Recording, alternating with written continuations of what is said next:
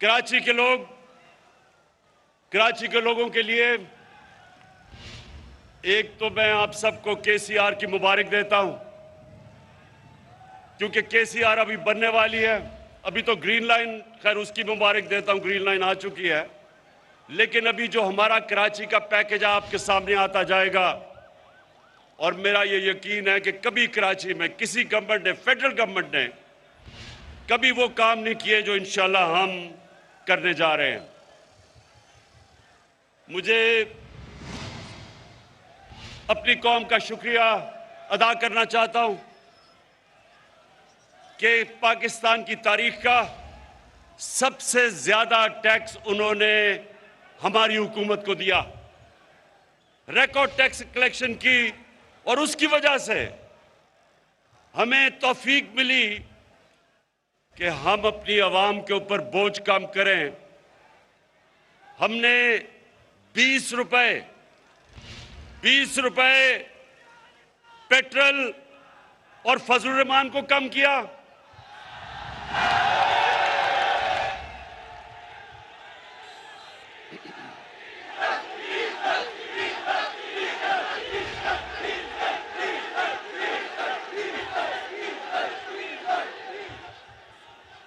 Diesel सस्ता किया,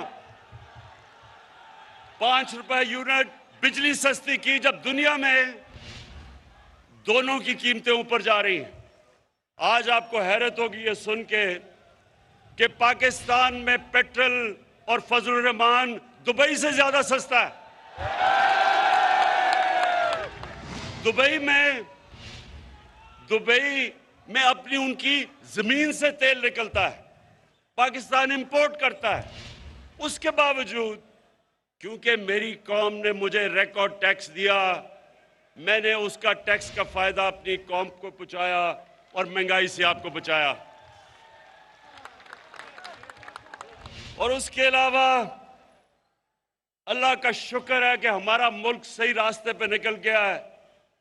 जब तक एक मुल्क की एक्सपोर्ट्स नहीं बढ़ती, मुल्क की दौलत में इजाफा नहीं होता, तो पाकिस्तान की तारीख में सबसे ज्यादा एक्सपोर्ट्स, सबसे ज्यादा टैक्स कलेक्शन, सबसे ज्यादा रेमिटेंसेस और 4 फसलों की सबसे ज्यादा पैदावार हमारे दौर में पिछले साल हुआ। तो अल्लाह का शुक्र है कि हमारा मुल्क सही रास्ते पर निकल गया। और शायद इसीलिए ये जो डाकुओं का गुलदस्ता है, इनको खौफ आना शुरू हो गया है कि ये हर मुश्किल से ये गवर्नमेंट निकलती गई। पहले दिवालिया वाली हुकूमत मिली, बैंकरप्ट, उससे मुल्क को बचा लिया। फिर सदी में एक दफा इतना बड़ा बुरान आता है जो कोरोना वायरस का आया, अल्लाह ने उसे हमें निकाल दिया। उसके बाद अफगानिस्तान का मसला आया, उसकी वजह से या डॉलर के ऊपर प्रेशर पड़ा, क्योंकि डॉलर उधर जाना शुरू हो गया अफगानिस्तान की फिजा की वजह से, कि एक खौफ था लोगों को कि हालात क्या बिगड़ेंगे। डॉलर लिए लोगों ने, तो यहां प्रेशर पड़ा हमारे पे, उससे अल्लाह ने हमें बचाया। फिर अब यूक्रेन, इसकी वजह से और ज्यादा गंदम ऊपर, तेल ऊपर, कोयला ऊपर, गैस ऊपर। लेकिन अल्लाह का करम है कि मैंने अपनी कौम को इन सारी चीजों से बचाया है।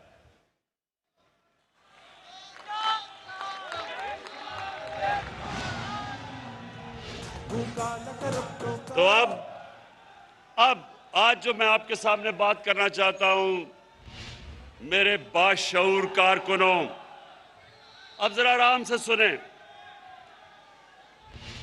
इन्होंने अदम एतमाद की तहरीक चलाई। अदम एतमाद का इन्होंने असेंबली के अंदर हमारे खिलाफ दर्ज कर दिया। मैं आज अपनी टीम को बता रहा था कि इन्होंने वो काम किया है जो मैं अल्लाह से दुआ मांग रहा था कि ये करें। असल में सुने सुने देखिए, एक कहावत है कि जब गीदड़ की मौत आती है तो वो शहर की तरफ भागता है। तो ये चोरों के टोलों की जो इंशाअल्लाह, मैं ऊपर वाले के ऊपर एतमाद है, इनकी जो सियासी मौत आई है इन्होंने अदम एतमाद कर दिया है।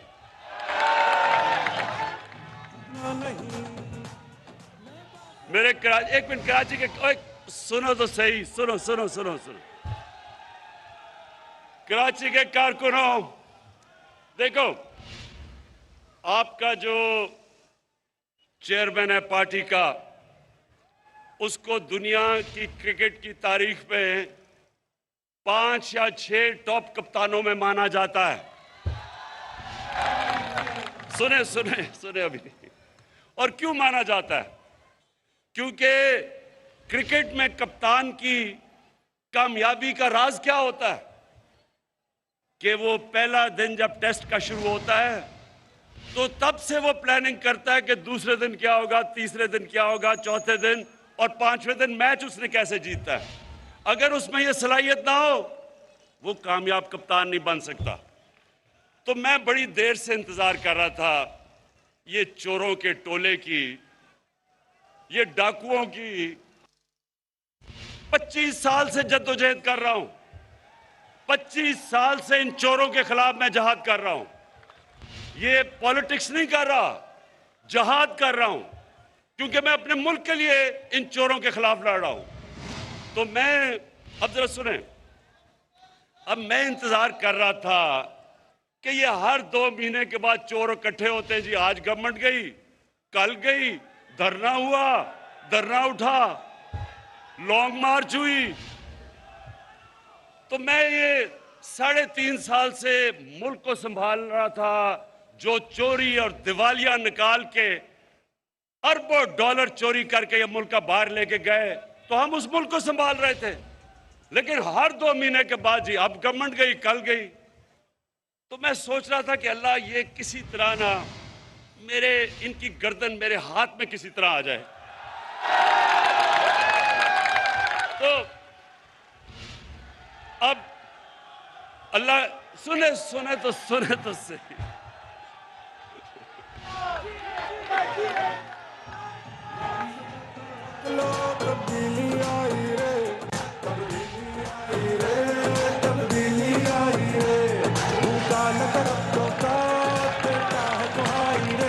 तो अल्लाह सुने, अल्लाह मेहरबान है, रहमान और रहीम है। एक इंसान जो अल्लाह से मांगता है अपनी कौम के लिए, उसकी ज्यादा दुआएं सुनता है। तो ऊपर वाले ने मेरी दुआ सुनी ली और मैं दुआ ही कर रहा था कि किसी ना किसी तरह ये अदम एतमाद की वो दर्ज कर दे। अब क्या होगा, अब जरा सुने, मैं आपके सामने रख रहा हूं। ये उधर आ गए हैं, ये उधर फंस गए हैं। जिधर ये सिर्फ उधर फंसे नहीं है ट्रैप में, ये उधर नहीं फंसे कि सिर्फ ये इनकी अदम एतमाद की तहरीक फेल होगी, ये इधर नहीं फंसे। कप्तान ने आगे की तैयारी की हुई है। अदम एतमाद की तहरीक जब इंशाल्लाह ये जब हम जीतेंगे, उधर मैं रुकूंगा नहीं, मैं इनके पीछे जाऊंगा, मैं इनको छोड़ूंगा नहीं। जो अब तक मेरे हाथ बंधे हुए थे, फंसे हुए थे, कभी ये मसला, कभी दुनिया का, अब जिस तरह मैंने बताया कोरोना आ गई तो लॉकडाउन हो, मेरे अब हाथ, वो जो जंजीर बली हुई थी ना, वो अब खुल जाएगी। और मैंने जरा सुने, पहला मेरा टारगेट होगा जिसके ऊपर बड़ी देर से, जो मेरी बंदूक की नशिस्त पे बड़ी देर से उसके ऊपर आया हुआ, वो है आसिफ अली जरदारी।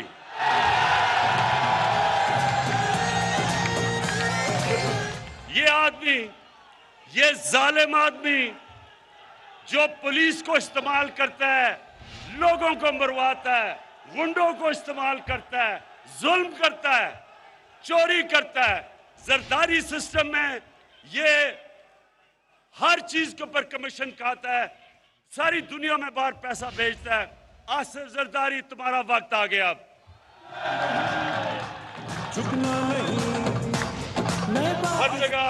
हर जगह ये पीछे फिरता है, पैसे के टोकरे लेके। 20-20 करोड़ की इसने रकम हमारे लोगों को खरीदने के लिए रखी हुई है। मुझे एक आदमी ने, मेरे मेहमान ने कल आके बताया जी, मुझे उन्होंने 20 करोड़ रुपया ऑफर किया। मैंने कहा ले लेता, पकड़ लो पैसे, हराम का पैसा पकड़ लो, और उसके बाद कोई पनाहगाह खोल देना, कोई लंगर खोल देना, कोई यतीम खाना खोल देना, स्वाब मिलेगा तुम्हें। लेकिन जरदारी, ये जो जब तुम्हें नैब बुलाती है तो कमर में दर्द हो जाती है। दूसरी तरफ आपने देखा होगा मकसूद चपरासी वाला। कौन है वो मकसूद चपरासी वाला? मकसूद चपरासी वाला शोबाज, जूते पॉलिश करने वाला, बूट पॉलिश करने वाला, वो इसके साथ मिल गया है, क्योंकि उसको पता चल गया है कि वक्त आ गया है। अब वो जब खींचता गया है जी, मेरी हर रोज जब केस हो, मुझे कभी कोरोना हो जाता है, कभी उसका वकील नहीं आता, कभी कमर में दर्द हो जाती है। लेकिन मकसूद चपरासी वाला, तुम्हारा टाइम भी आ गया है। तुम्हें पता है कि अगले 3 महीने के बाद तुम पूरी तरह जेल में डालोगे, और जो तुमने अरबों रुपया इस मुल्क के बाहर अपने बेटे को बाहर बैठाया हुआ है, अपने दामाद को बाहर बैठाया हुआ है, फिक्र ना करो, उनको से पैसा हम वापस लाके बिजली की कीमत और कम करेंगे।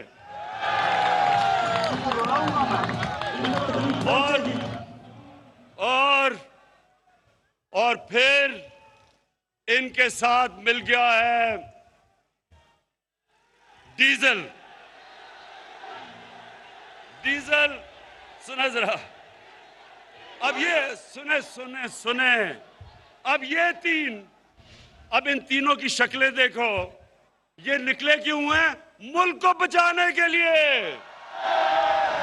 ये चोर जो 30 साल इस मुल्क का खून चूसते रहे हैं, अब इकट्ठे हो गए हैं कि जी मुल्क को इमरान खान से बचाना है।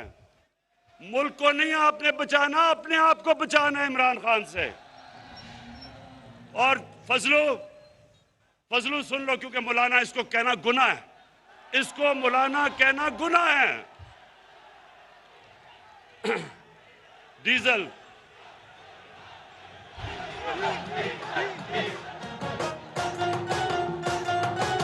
देखें, इज्जत जिल्लत ऊपर वाला देता है। अब देखें, एक दीनी आदमी, जो कभी भी दीनी आदमी को तो अल्लाह की वो बातें करता है, अल्लाह को तो उसको इज्जत देनी चाहिए। इसका नाम लो तो लोग डीजल की आवाजें लगा देते हैं, शर्म की बात है। तो फजलू, मिस्टर डीजल, तुम भी तैयार हो जाओ। इसने कहा, जब इसको नैब ने बुलाया, इसके पास अरबों रुपए के असासे हैं, पता नहीं किधर से आए, क्योंकि काम तो ये कोई करता ही नहीं है। तो जब नैब ने इसको बुलाया तो कहता मैं 2000 लोग लेके चला जाऊंगा। नैब को डरा दिया इसने। फजलू, तैयार हो जाओ, ये जब फेल होगी, ये जब आपकी फेल होगी और इंशाल्लाह होगी, तो उसके बाद अगर 2000 लोग तुम नैब के बाहर लेके आओगे, 1 लाख लोग मैं लेके आऊंगा।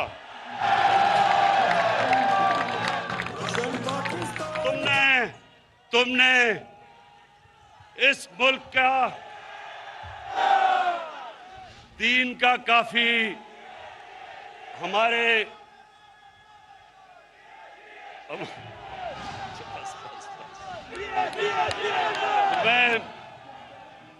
मैं अभी सुने सुने सुने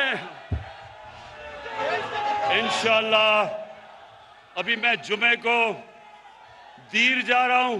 दीर के लोगों ने मुझे बुलाया हुआ है। इतवार को मैं पंजाब में हाफिजाबाद जा रहा हूं। मैं अपनी कौम को, सारी कौम को बताऊंगा कि ये जो चोरों का टोला है, इसके खिलाफ जंग इमरान खान अकेले की नहीं है, हर बच्चे बच्चे की जंग है इन चोरों के खिलाफ। हर पाकिस्तान की, चाहे औरत हो, चाहे मां हो, चाहे बाप हो, हम सब ने ये जो 30 साल इस मुल्क से करते रहे हैं, हमने सब ने मिलके इनको उधर पहुंचाना है जिधर इनको बहुत देर से पहुंचना चाहिए था, पाकिस्तान के जेलों के अंदर।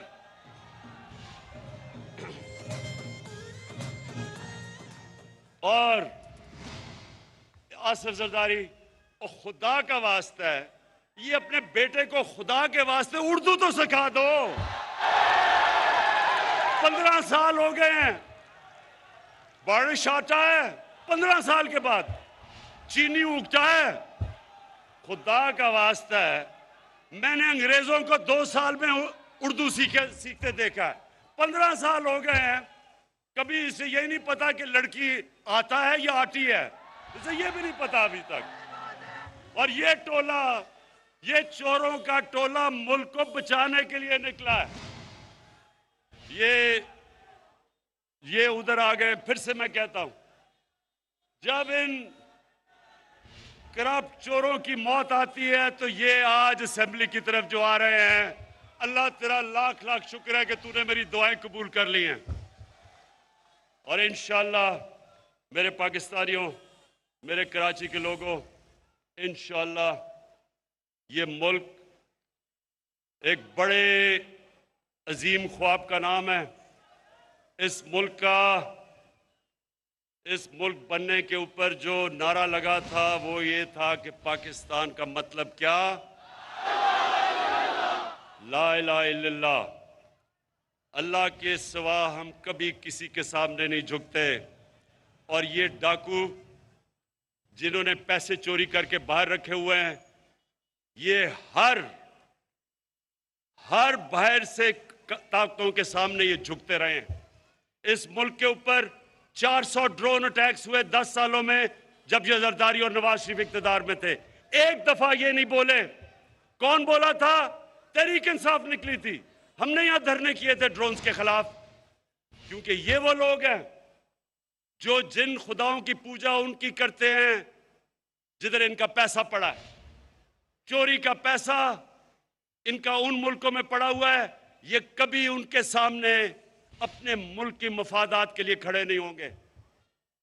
मैं हमेशा समझता हूं कि पाकिस्तान को सबसे दोस्ती करनी चाहिए। किसी मुल्क के मैं खिलाफ नहीं हूं, लेकिन मैं किसी मुल्क को ये इजाजत नहीं दूंगा कि मेरी कौम के मफादात के खिलाफ वो कोई कार्रवाई करे।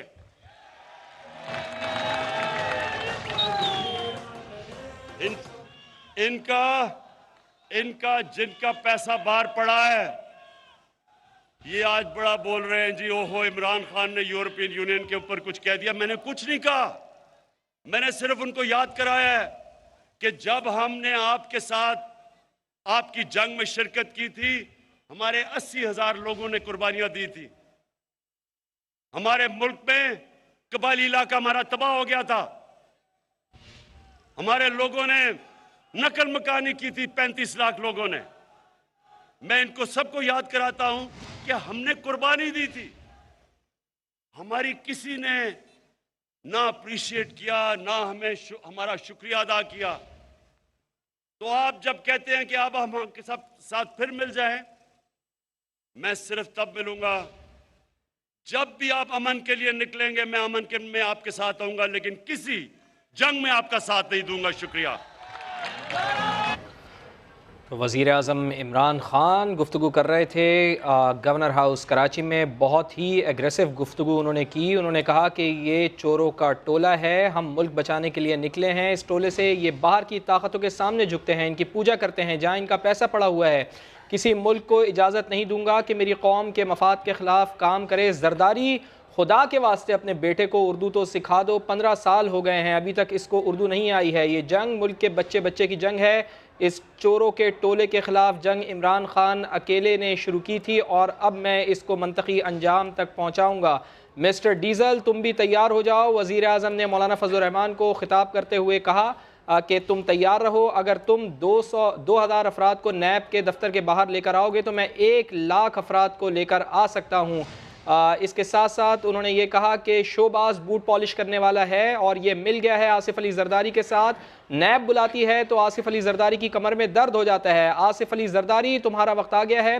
वज़ीर आज़म इमरान खान का ये कहना है। और आसिफ अली जरदारी के हवाले से, जिनको सबसे ज़्यादा अपनी तकरीर में तनकीद का निशाना बनाया इमरान खान ने, उनके हवाले से क्या कहना था, आपको सुनवाते हैं। पहला मेरा टारगेट होगा जिसके ऊपर बड़ी देर से, जो मेरी बंदूक की नशिस्त पे बड़ी देर से उसके ऊपर आया हुआ, वो है आसिफ अली जरदारी। ये जालिम आदमी जो पुलिस को इस्तेमाल करता है, लोगों को मरवाता है, गुंडों को इस्तेमाल करता है, जुल्म करता है, चोरी करता है। जरदारी सिस्टम में ये हर चीज के ऊपर कमीशन खाता है, सारी दुनिया में बाहर पैसा भेजता है। आसिफ जरदारी, तुम्हारा वक्त आ गया। इन्होंने अदम एतमाद की रिक्वेजिशन दी। ऑपोजिशन ने वो काम किया जिसकी मैं दुआ मांग रहा था। वज़ीर आज़म ने तहरीक अदम एतमाद को ऑपोजिशन की सियासी मौत करार दे दिया। और इसी पर बात करते हैं। ऑपोजिशन के रहनुमा मोहम्मद ज़ुबैर साहब, नून लीग के रहनुमा, हमारे साथ मौजूद हैं।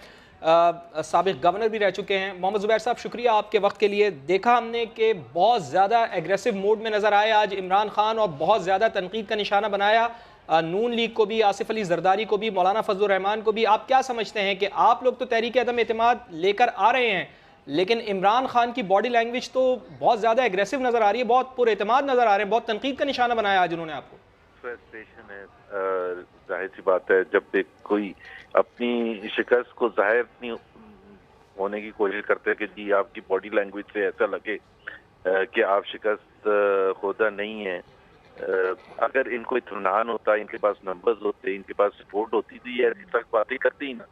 सख्त बातें इसलिए लहजा सख्त से सख्त होता चला जा रहा है कि पहले तो ये समझ रहे थे कि शायद ये ब्लफ कर रही है ऑपोजिशन, कभी भी नहीं फाइल करेगी नो कॉन्फिडेंस मोशन। अब जब वो फाइल कर दी है तो वो उनका रिएक्शन जो है सब देख रही है, पूरी कौम देख रही है। कराची पहुंच के मिलने के लिए, वो किस लिए मिलने के लिए पहुंचे? क्योंकि नंबर्स पूरे करने हैं और नंबर्स पूरे होंगे नहीं।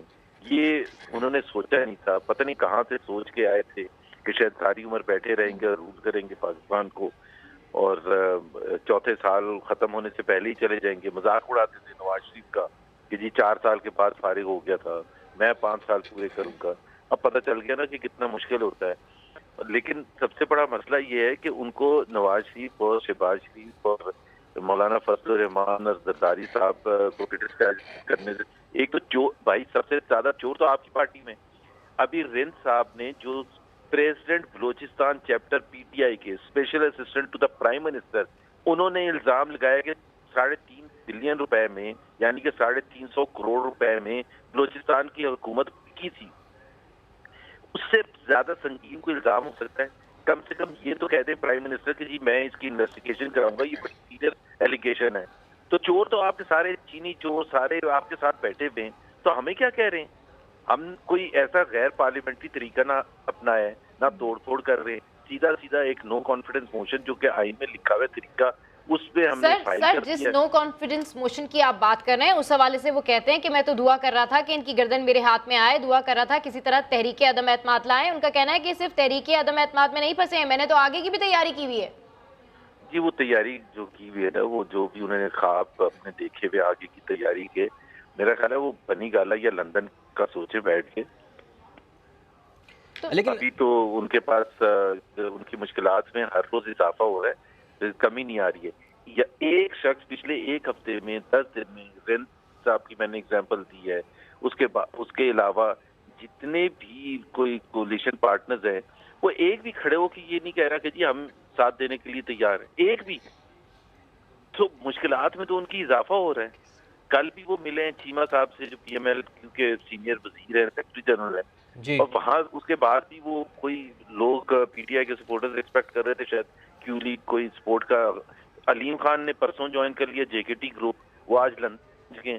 तो तमाम चीजें वहाँ रिन साहब के घर पर कल बाप पार्टी के सारे लोग आए हुए थे, जाम कमाल वगैरह, तो सबको उन्होंने तंग किया हुआ है, सब उनसे नाराज है, तो उनकी मुश्किलात में इजाफा हो रहा है। चले, आप तो कह रहे हैं जुबैर साहब कि इनकी उन्होंने मुश्किलात में इजाफा हो रहा है, लेकिन सर ये भी तो बताएं ना कि तहरीक अदम एतमाद लाकर अपोजिशन ने तो अपनी साख दाव पर लगा ली है, चूंकि माजी में भी हम देख चुके हैं कि कोई भी तहरीक अदम एतमाद कामयाब नहीं हुई है। अगर ये तहरीक अदम एतमाद कामयाब हो जाती है तो अपोजिशन की साख यकीनन बच जाएगी। अगर नाकाम होती है तो जिस तरह इमरान खान साहब कह रहे हैं कि वो तो जेलें भरेंगे, आपको क्या लगता है कि आपकी साख बचेगी या फिर जेलें भरी जाएंगी? किस चीज के लिए जेलें भरी जाएंगी? एक तो अपोजिशन को कह रहे हैं सर, वो सीधा सीधा आप लोगों को कह रहे हैं। भाई इमरान खान को बादशाह नहीं है पाकिस्तान के कि वो जो मर्जी चाहेंगे, उनके पास कोई इख्तियार नहीं है। उनको चाहिए कि अभी थोड़े दिन आइन पढ़ लें पहले और समझ लें कि उनके क्या इख्तियार आता है कि जी मैं छोड़ूंगा नहीं किसी को। क्या मतलब आप क्या है, बदमाश हैं क्या है? मोहल्ला की कोई लड़ाई हो रही है, पता आप प्राइम मिनिस्टर हैं पाकिस्तान के, एक आइन में आपकी पावर्स है, वो बड़ी लिमिटेड पावर्स है, उसमें ना आप नैब को कह सकते हैं ना आप FIA को कह सकते हैं। और आपने कितनी भरनी थी जेलें, 3.5 पौने 4 साल। अब अगर आप समझ रहे हैं कि ऑपोजिशन वाले डर जाएंगे, आपने कौन सा हथियार था जो इस्तेमाल नहीं किया ऑपोजिशन को डराने के लिए? किस पर केसेस नहीं बनाए, किस मुश्किलात में नहीं डाला? एक काउंसलर नहीं तोड़ सके आप 4 साल में, तो अब कौन डरेगा आपसे?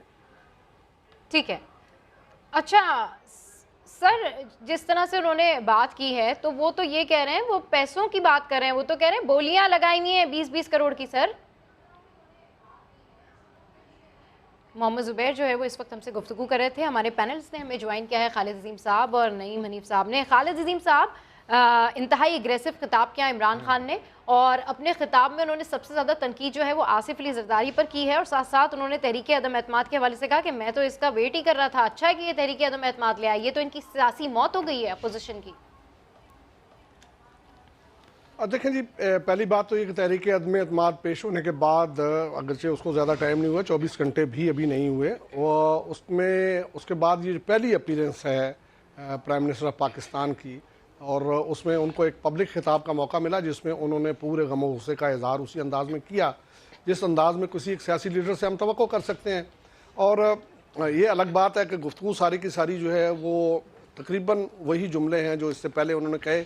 उन्होंने पर्टिकुलरली आसिफ जरदारी साहब का नाम इसलिए लिया कि वो इस वक्त वहाँ कराची में मौजूद हैं, और कराची में उनका जो टारगेट है वो यकीनी तौर पे पीपल्स पार्टी और उसके सरबराह आसिफ अली जरदारी। और आसिफ अली जरदारी का नाम इसलिए कि इस वक्त आसिफ अली जरदारी जो हैं वो अच्छे खासे घिरे हुए हैं मुकदमात में, ख़ास तौर पे जो मनी फेक अकाउंट्स का जो केस है उसमें मनी लॉन्ड्रिंग भी है, उसमें 4-5 रेफरेंसेस उनके ख़िलाफ़ बने हुए हैं, और उसमें वो खासी मुश्किलात का शिकार हैं क्योंकि बहुत से लोग जो हैं वो वहाँ पे प्ली बारगेन कर चुके हैं या सुल्तानी गवाह बन चुके हैं, तो इस सूरत में उनके लिए मुश्किलात वहाँ पे हैं, इसलिए वो वहाँ पे उसको जो टारगेट कर रहे हैं। अलबत्ता मैं उस बात पे ज़रूर बात करना चाहूँगा कि जो प्राइम मिनिस्टर साहब कह रहे हैं कि मैं ये तहरीक अदम एतमाद नाकाम होगी तो फिर देखने मैं इनके साथ क्या करता हूँ।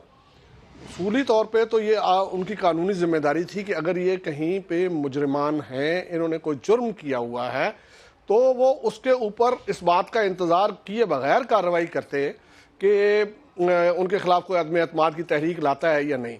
एक तरह से वो एक बदला लेने का वो मामला कर रहे हैं, जबकि हम ये समझते हैं कि वो तो कानून के मुताबिक अगर उनके खिलाफ कार्रवाई बनती थी तो अब तक क्यों नहीं की गई, क्यों उनको रियायत दी गई? उन सब लोगों को बिहाइंड द बार होना चाहिए था, या उन लोगों के खिलाफ जो मुकदमात हैं उनको अब तक कम अज़ कम उसमें कोई पेशरफ्त हुई होती। तो इस सारी चीज़ का बेसिकली मैं ये समझता हूँ कि ये पॉलिटिकल एक तरह से फिजा बनाने की और एक तरह से दूसरे जो मुखालफीन हैं उनके हौसले कम करने के लिए, खालिद साहब एक बड़ी अहम बात की, कल भी हमने देखा कि वजीर आजम ने कहा कि 16-16 करोड़ रुपए की ऑफर हो रही है मेरे पार्लियामेंटेरियंस को, मेरे जमात के जो MNAs हैं उनको, और आज भी उन्होंने कहा कि 20-20 करोड़ रुपए की ऑफर हो रही है, और उन्होंने कहा कि मैं तो अपने पार्टी के जो मेरे MNAs हैं उनसे कह रहा हूँ कि भाई पकड़ लो पैसे, इस पैसे को किसी नेक मकसद के लिए इस्तेमाल कर लो। तो खालिद साहब, क्या आपके ख्याल में जब तक ये तहरीक अदम एतमाद नहीं आ जाती तो ये ऑफर्स हमें सुनने को मिलती रहेंगी? यकीनी तौर पे ऐसे वाकयात हुए भी हैं, इसलिए अगर आज कोई शख्स उनको बुनियाद बना के मुबालगा भी करे तो लोगों के लिए उसके लिए बावर करना इतना मुश्किल नहीं होता, क्योंकि माजी में इस किस्म की चीज़ें जो होती रही हैं।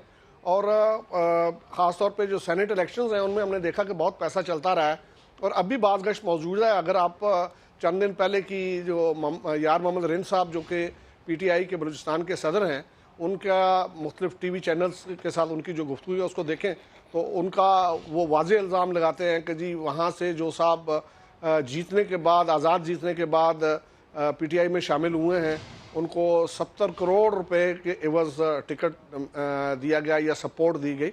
ये उनका इल्ज़ाम है, हम तो इसमें हिस्सेदार नहीं हैं। तो इस किस्म की बाज़गश्त जो है ना वो होती है। और फिर तहरीक अदम एतमाद का जो मामला है उसमें भी इस किस्म की सूरत हाल बनती है, ख़ास तौर पे जब मार्जिन बड़ा थिन हो दोनों जानिब, उनको अपने आप बचाने के लिए और वहाँ पे तहरीक अदम एतमाद को कामयाब करवाने के लिए अपोजिशन के लिए। ठीक है, बिल्कुल। खालिद साहब, यहाँ पर मरियम नवाज ने जो है उनका रिएक्शन भी सामने आया, उनका ट्वीट सामने आया, वो शेयर करते हैं, उसके बाद फिर गुफ्तगू को कंटिन्यू करेंगे। तो वजीर आजम की MKM रहनुमाओं से मुलाकात पर मरियम नवाज का शायराना तबसरा लिखा, कभी अर्श पर, कभी फर्श पर, कभी उनके दर पर, कभी दर बदर, गमे कुर्सी तेरा शुक्रिया, हम कहां कहां से गुजर गए। ये ट्वीट किया है मरियम नवाज ने और ये रिएक्शन दिया है उन्होंने वजीर आजम इमरान खान के खिताब के बाद जो भी उन्होंने तनकीद की है। नईम हनीफ साहब हमारे साथ मौजूद हैं। नईम हनीफ साहब, एक तो प्राइम मिनिस्टर की बॉडी लैंग्वेज, उनकी जो एग्रेसिव बातें, वो उस हवाले से बात कीजिएगा, और दूसरा अभी मरियम नवाज का जो रिएक्शन है इस पर क्या कहेंगे आप? जी बिल्कुल, जाहिर है कि अगर कल तहरीके अदम एतमाद जो है वो सबमिट ना होती तो शायद आज prime minister of Pakistan Imran Khan साहब कराची का दौरा ना करते, MKM के बहादुराबाद ऑफिस ना जाते और MKM के दफातर आज ही डीसील ना कर दिए जाते। यकीनन उनकी बात में लॉजिक तो है। बाकी जो आपका सवाल था उनकी बॉडी लैंग्वेज के हवाले से, तो मैं समझता हूं कि आज की जो तकरीर थी बिल्कुल भी मुख्तलिफ नहीं थी उन तकारीर से जो 3.5 साल से बतौर वजीर आजम इमरान खान साहब करते रहे, और उससे कबल 126 दिन जो है कंटेनर पर जो उनकी तकारीर थी। आज की तकरीर और उन तकारीर में मेरे नज़दीक तो रत्ती बराबर फ़र्क नहीं है। बिल्कुल उसी तरह का अग्रेसिव मूड, उसी तरह का गुस्सा, उसी तरह जो है ना वो छोड़ूंगा नहीं, और अलकाबात में भी कोई फ़र्क नहीं है। जो मेलसी की तकरीर थी और तीनों रहनुमाओं के हवाले से जो अलकाबात थे वो भी आज वही अलकाबात थे, उसमें भी कोई तब्दीली नहीं है। मैं ये पहले भी बता चुका हूं कि ये फैसला हो चुका था। अगर अदम एतमाद की तहरीक इस वक्त जमा ना होती और अदम एतमाद का माहौल ना बना होता तो अब तक गिरफ्तारियां शुरू हो चुकी होती।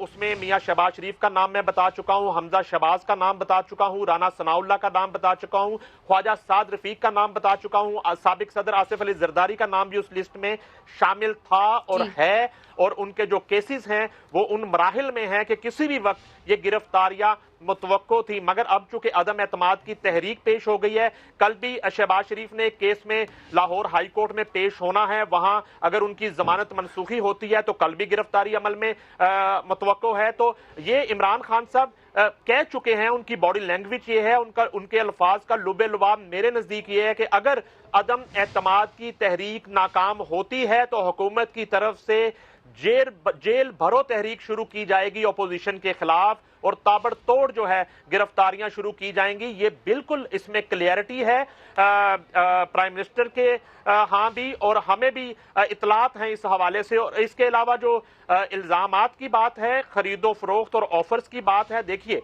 इसी तरह के इल्जामात जो हैं जब हुकूमत बन रही थी और हुकूमत बनी तो ओपोजिशन की तरफ से लगाए गए कि जनूबी पंजाब की तरफ जहाज उड़ा करते थे और वहां ऑफर्स हुआ करती थी और वहां खरीदो फरोख्त होती थी और वहां से जहाज भर भर के आते थे पंजाब में और वफाक में।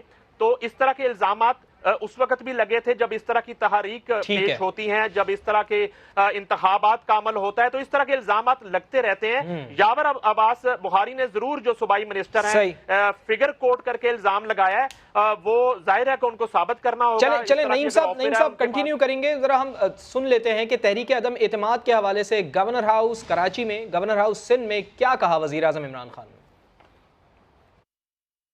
इन्होंने अदम एतमाद की तहरीक चलाई, अदम एतमाद का इन्होंने असेंबली के अंदर हमारे खिलाफ दर्ज कर दिया। मैं आज अपनी टीम को बता रहा था कि इन्होंने वो काम किया है जो मैं अल्लाह से दुआ मांग रहा था कि ये करें। एक कहावत है कि जब गीदड़ की मौत आती है तो वो शहर की तरफ भागता है। तो ये चोरों के टोलों की जो इंशाअल्लाह मैं ऊपर वाले के ऊपर इत्मीनान है, इनकी जो सियासी मौत आई है इन्होंने अदम एतमाद कर दिया है। तहरीक अदम एतमाद के बाद पैदा सियासी सूरत हाल के ऊपर समा की खुसूसी ट्रांसमिशन का सिलसिला जारी है। अभी एक ब्रेक लेते हैं और ब्रेक के बाद आपको दोबारा ज्वाइन करते हैं। हमारे साथ बाबा वेट ऐसे नहीं करते, पहले ट्विस्ट करते हैं फिर करते हैं और अब डंक।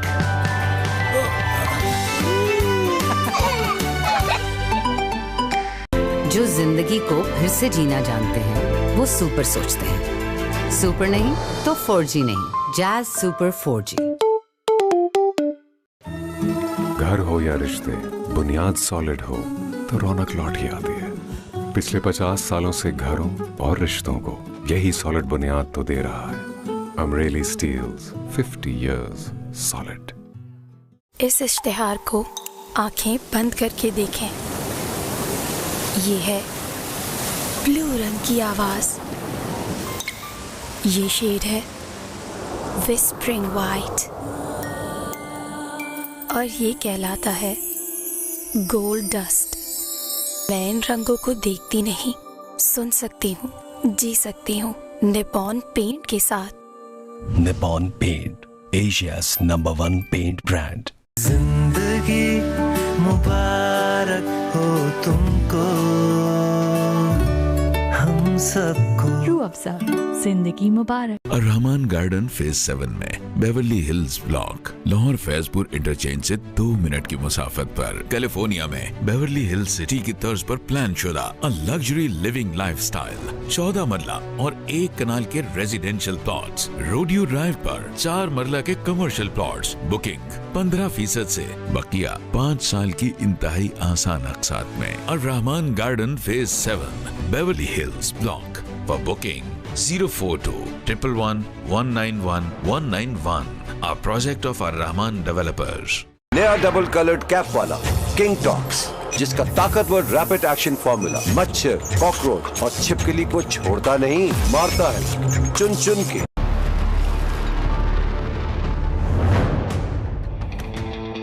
बड़ा आदमी बन गया, मैं भूल मत जाना। माउंटेन ड्यू यार हैं तो पार हैं।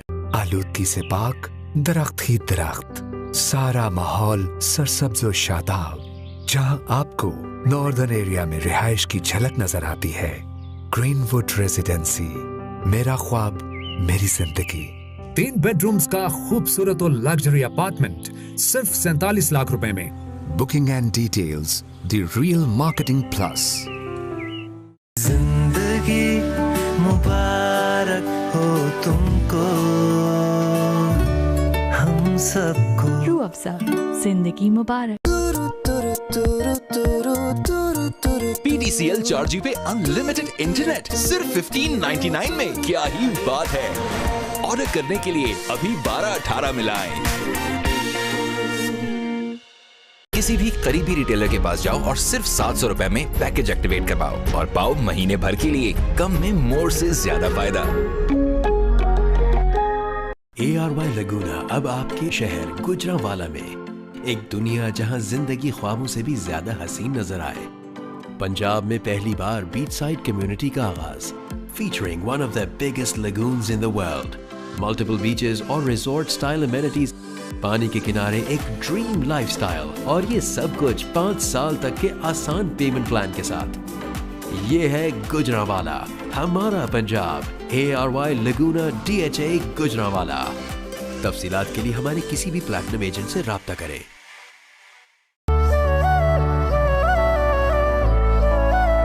वैसे भी खाना बनाना किसी एक का काम तो नहीं। आजा मेरी सुबह के तारे मिलकर करे सवेरा। शान खुशियाँ चख लो। नया सर्फ एक्सेल अब नए अंदाज में, जो करे सख्त दाग दूर और कपड़ों को दे नरमी भरपूर। हे किड्स, बाबर आजम से मिलने के लिए तैयार हो? बस टाइगर के पैक पर छुपा कोड दिए गए नंबर पर व्हाट्सएप करो और बन जाओ लकी विनर्स में से एक। तो अभी ले आओ टाइगर एनर्जी बिस्किट, एनर्जी भरा डोज हर रोज। Amreli Steels, 50 years solid.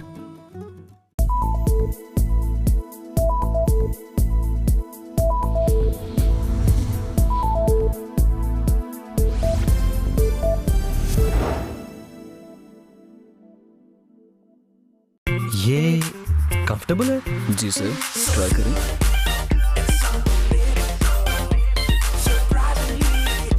Surprisingly stylish, surprisingly comfortable, surprisingly Bata. लासानी का डाइमैक्सो गैस, बदहजमी और निजाम हजम की इस्लाह के लिए ऑरेंज टेस्ट के साथ लासानी का डाइमैक्सो। तमाम दवाएं बच्चों से दूर रखें। खुराक लेवल पर दी गई हिदायत के मुताबिक इस्तेमाल करें। तबीयत ज्यादा खराब हो तो डॉक्टर से रुजू करें। Where dreams meet reality and elegance meets stardom, where hard work meets success, where comfort meets luxury, and experiences come together. The capital of a better lifestyle, the capital of happiness, the capital of Emperor's City, a journey through extravagant festivals and rich heritage, leading towards an inspirational future. Nova One, the capital of Lahore. This is the home of the greenest, the tastiest,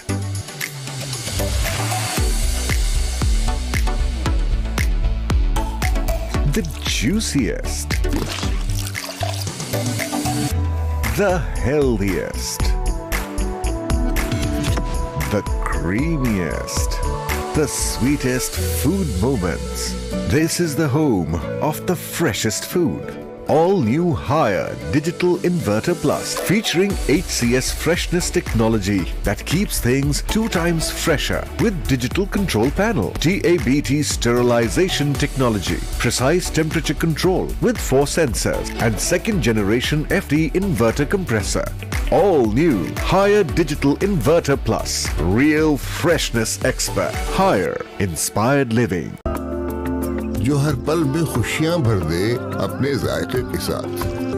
nature की मीठी सौगात लिए मरहबा शरबते गुलबहार, हर लम्हा हर बार मरहबा गुलबहार। आजकल के लड़के सैमसॉल का जलवा। सैमसॉल। लाइफ एक हसीन बैलेंस है स्मार्टनेस और इंडल्जेंस के बीच में, जो मिले डॉलर्स के ऑल न्यू रेफ्रिजरेटर्स की हाइब्रिड कूलिंग टेक्नोलॉजी से, जो कूलिंग बरकरार रखे 6 दिन तक, क्योंकि डॉलर्स रिलायबल है। मैं इन रंगों को देखती नहीं, सुन सकती हूँ, जी सकती हूँ। निपॉन पेंट के साथ। Nippon paint, Asia's #1 paint brand. Telenor monthly super plus package के साथ पाओ 30 GB डेटा और करो स्ट्रीम, प्ले, चैट, मोर से ज्यादा। 500 टेलेनॉर और 100 बाकी नेटवर्क मैनेजमेंट। किसी भी करीबी रिटेलर के पास जाओ और सिर्फ 700 रुपए में पैकेज एक्टिवेट करवाओ और पाओ महीने भर के लिए कम में मोर से ज्यादा फायदा। समा न्यूज क्लॉक को आप तक पहुंचाने में ताउन किया है। होता है दोस्त, इसीलिए टेलेनॉर लाया तुम्हारे लिए कम में मोर से ज्यादा फायदा।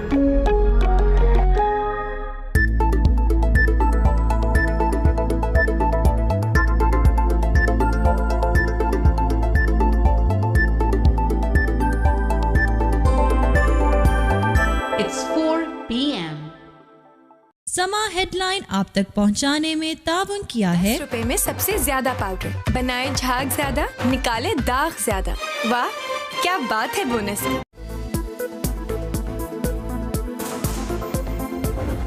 पहला मेरा टारगेट होगा जिसके ऊपर बड़ी देर से, जो मेरी बंदूक की नशिस्त पे बड़ी देर से उसके ऊपर आया हुआ, वो है आसिफ अली जरदारी।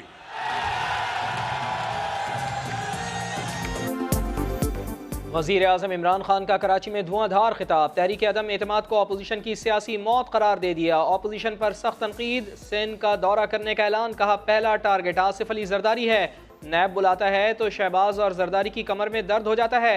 बिलावल और फजलुर रहमान पर भी तंज कर गए, कहा तहरीक अदम एतमाद फेल हुई तो तुम 2000 लोग नैब ऑफिस लाओगे, मैं 1 लाख अफराद लेकर आ जाऊंगा। अगली बारी मैं आ रहा हूं अंदरूनी सिंध का दौरा करने के लिए आपके साथ। नून लीग की नायब सदर मरियम नवाज का तंजिया ट्वीट, लिखा कभी अर्श पर, कभी फर्श पर, कभी उनके दर, कभी दर बदर, हमें कुर्सी तेरा शुक्रिया, हम कहां कहां से गुजर गए।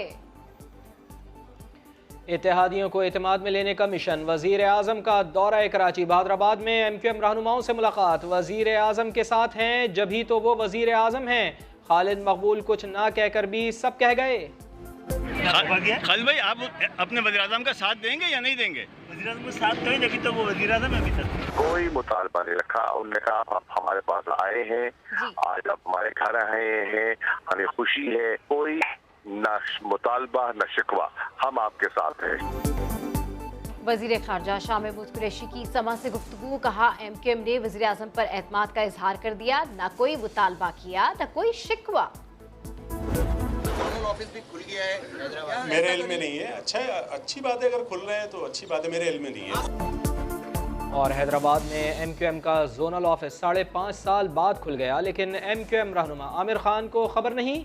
अदम एतमाद की तारीख पर सवाल हुआ तो बोले हम हुकूमत के इत्तेहादी हैं लेकिन ऑप्शंस खुले हैं।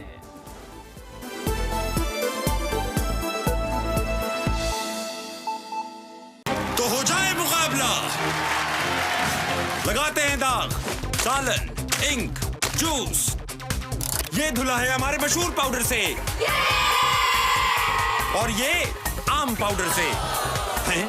कोई फर्क नहीं। कट कट कट एक सी धुलाई, ये कौन सा पाउडर उठा लाए? Sir, express power. ओहो, कहा भी था कम कीमत वाला लेकर आना है। सर, ये महंगे पाउडर से पूरे 100 रुपए कम है। 100 रुपए कम और धुलाई एक सी। वाह यार। एक्सप्रेस पावर, महंगे पाउडर वाली धुलाई 100 रुपए की बचत के साथ।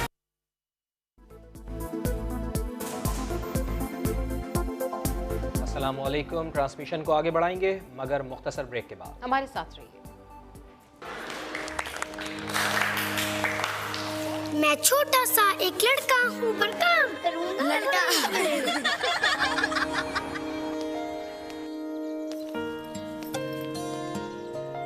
क्या हुआ? मैं ये नजर नहीं पढ़ूंगी। क्यों? ये लड़कों के लिए, वहाँ सब मुझ पर हंस रहे थे। अच्छा होता अगर हम लड़कियों को भी बड़े काम करने के ख्वाब दिखाते। जितने तुम्हारे बाल मजबूत हैं उतनी ही तुम भी। किसी की फिक्र नहीं करनी। ये लो तुम्हारी नज़म।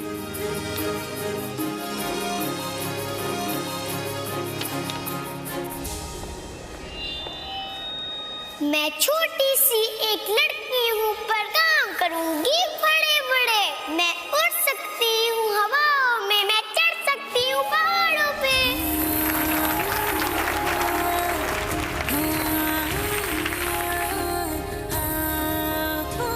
लाइफ बॉय शैम्पू का मिशन लड़कियों को तालीम के जरिए मजबूत बनाना है। बेटी पढ़ाओ, उसे मजबूत बनाओ। पाकिस्तान तहरीक इंसाफ के 2 अरकान सिंध असम्बली दीवान सचानंद और करीम बख्श कबूल ने पार्टी के बैकआउट के फैसले से इनराफ करते हुए सेनेट की नशिस्त पर वोट कास्ट किए। आप दोबारा आ गए करीम साहब, दोबारा आ गए करीम साहब, आप दोबारा आ गए। पहले भी आप आए थे, आपका तहरीक इंसाफ ने फिर कहा था कि पकड़ के वापसी लगे थे। गबल साहब आप दोबारा आ गए, किसको वोट करने आए हैं? पीटीआई ने तो आज बायकाट किया है, पीटीआई ने आज बायकाट किया। गबल साहब, करीम बख्श साहब, पीटीआई ने आज बायकाट कर रखा है। आप पहले भी आए थे सर, आप पहले भी आए थे सर, पहले पीटीआई ने बायकाट कर रखा था सर, आप दोबारा आ गए, पीपल्स पार्टी में शामिल हो रहे थे।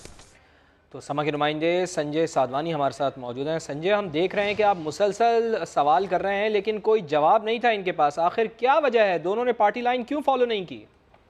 जी बिल्कुल, ये करीम बख्श वो हैं जिन्हें पहले जो सेनेट का इंतखाब हुआ था तो उस वक्त इन्होंने ये 7 दिन तक पाकिस्तान पीपल्स पार्टी के रहनुमाओं के पास रहे थे। जब सेनेट का इलेक्शन की वोटिंग डे थी तो यहाँ पर आए और इन्होंने ये ऐलान किया कि पीपल्स पार्टी वाले मुझे अगवा करके ले गए, फलां बातें की। लेकिन आज जब सेनेट का ज़मीनी इंतखाब होना है तो एक बार फिर करीम कबूल जो अकेले सिंध असेंबली आए, आज पाकिस्तान तहरीक इंसाफ ने सेनेट इलेक्शन में बायकाट कर रखा है, लेकिन करीम कबूल यहाँ पर वोट कास्ट करने आए हैं और पीपल्स पार्टी के कैंप में जाकर वो बैठ गए हैं। ये आज जो है वो पीटीआई के रुकन हुकूमती बेंचेस की तरफ से आए हैं और जाकर असलम अबड़ो जो पीटीआई के मुनर्रिफ रुकन है उन्हें वो हुकूमती लॉबी की तरफ ले गए और अब उन्होंने वोट भी कास्ट कर दिया है। पाकिस्तान तहरीक इंसाफ के मजबूरी तौर पर 4 मुनर्रिफ अरकान ने पाकिस्तान पीपल्स पार्टी के हक में वोट कास्ट किया है। इससे पहले दीवान सचानंद जो वो भी अपना वोट कास्ट करने आए थे। हालांकि आज पाकिस्तान तहरीक इंसाफ ने मुकम्मल तौर पर इस वोटिंग अमल का बायकाट कर रखा है। तो पाकिस्तान पीपल्स पार्टी इस लाइन पर है कि जो पाकिस्तान तहरीक इंसाफ के नाराज अरकान है उनको अपने साथ मिला रही है। मैंने करीम कबूल से बात करने की कोशिश की, उनसे ये सवाल किया कि आप दोबारा कैसे आए हैं। आप तो पहले भी ये इल्जाम लगाया था कि पीपल्स पार्टी ने आपको अगवा किया, आप किसको वोट करने आए, क्यों आए। फिर ये यहाँ से बगैर कोई जवाब दिए हुकूमती लॉबी की तरफ गए और जाकर हुकूमती लॉबी में वजीर आला सिंध से इन्होंने मुलाकात की, जिसके बाद वो अपना वोट कास्ट करने पोलिंग के अंदर गए और अब से कुछ ही दिनों में पहले इन्होंने अपना वोट कास्ट कर दिया है। ना सिर्फ करीम कबूल, दीवान सचल जो पाकिस्तान तहरीक इंसाफ के अखिलती रुकन है उन्होंने भी अपना वोट कास्ट किया है। इसके अलावा इससे पहले जो मुनर्रिफ अरकान थे असलम अबड़ो और शहरियार शेर उन्होंने भी अपना वोट कास्ट किया है। जी बहुत शुक्रिया आपका संजय साधवानी। तहरीक अदम एतमाद की नाकामी के बाद मेरा सबसे पहला टारगेट आसिफ अली जरदारी होगा। सिंध के लोग डाकू जरदारी से आज़ादी चाहते हैं। मैं अंदरूनी सिंध का दौरा करने आ रहा हूं। सिंध के लोगों, आज़ादी का वक्त आ गया है। पहला मेरा टारगेट होगा जिसके ऊपर बड़ी देर से जो मेरी बंदूक की नशिस्त पे बड़ी देर से उसके ऊपर आया हुआ वो है आसिफ अली जरदारी। ये जालिम आदमी जो पुलिस को इस्तेमाल करता है, लोगों को मरवाता है, गुंडों को इस्तेमाल करता है, जुल्म करता है, चोरी करता है। जरदारी सिस्टम में ये हर चीज के ऊपर कमीशन खाता है, सारी दुनिया में बाहर पैसा भेजता है। आसिफ जरदारी तुम्हारा वक्त आ गया। इसके साथ साथ वज़ीर आज़म इमरान खान ने अपोजिशन लीडर मियां शहबाज शरीफ को भी निशाने पर रखा। कहा बूट पॉलिश करने वाला शोबाज भी आसिफ अली जरदारी से मिल गया है, इसको जेल में डाला जाएगा। जो अरबों रुपए मुल्क से बाहर भेजे हैं वो वापस लाए जाएंगे। दूसरी तरफ आपने देखा होगा मकसूद चपरासी वाला। कौन है वो मकसूद चपरासी वाला? मकसूद चपरासी वाला शोबाज जूते पॉलिश करने वाला, बूट पॉलिश करने वाला, वो इसके साथ मिल गया है क्योंकि उसको पता चल गया है कि वक्त आ गया है। अब वो जो खींचता गया है जी, मेरी हर रोज जब केस हो मुझे कभी कोरोना हो जाता है, कभी उसका वकील नहीं आता, कभी कमर में दर्द हो जाती है। लेकिन मकसूद चपरासी वाला तुम्हारा टाइम भी आ गया है। वज़ीर आज़म इमरान खान JUI सरबराह पर भी बरसे। कहा फजल रहमान भी तैयार हो जाएं, उनके अरबों के असासे हैं। नैब ने बुलाया तो धमकी दी कि 2000 लोग लेकर आऊंगा। अदम एतमाद की नाकामी के बाद अगर तुम 2000 लोग लेकर जाओगे तो मैं 1 लाख लोग लेकर पहुंचूंगा। डीजल तुम भी तैयार हो जाओ। इसने कहा जब इसको नैब ने बुलाया इसके पास अरबों रुपए के असासे हैं, पता नहीं किधर से आए क्योंकि काम तो ये कोई करता ही नहीं है। तो जब नैब ने इसको बुलाया तो कहता मैं 2000 लोग लेके चला जाऊंगा। नैब को डरा दिया इसने। फजलू तैयार हो जाओ, ये जब फेल होगी, ये जब आपकी फेल होगी और इंशाल्लाह होगी तो उसके बाद अगर 2000 लोग तुम नैब के बाहर लेके आओगे, 1 लाख लोग मैं लेके आऊंगा।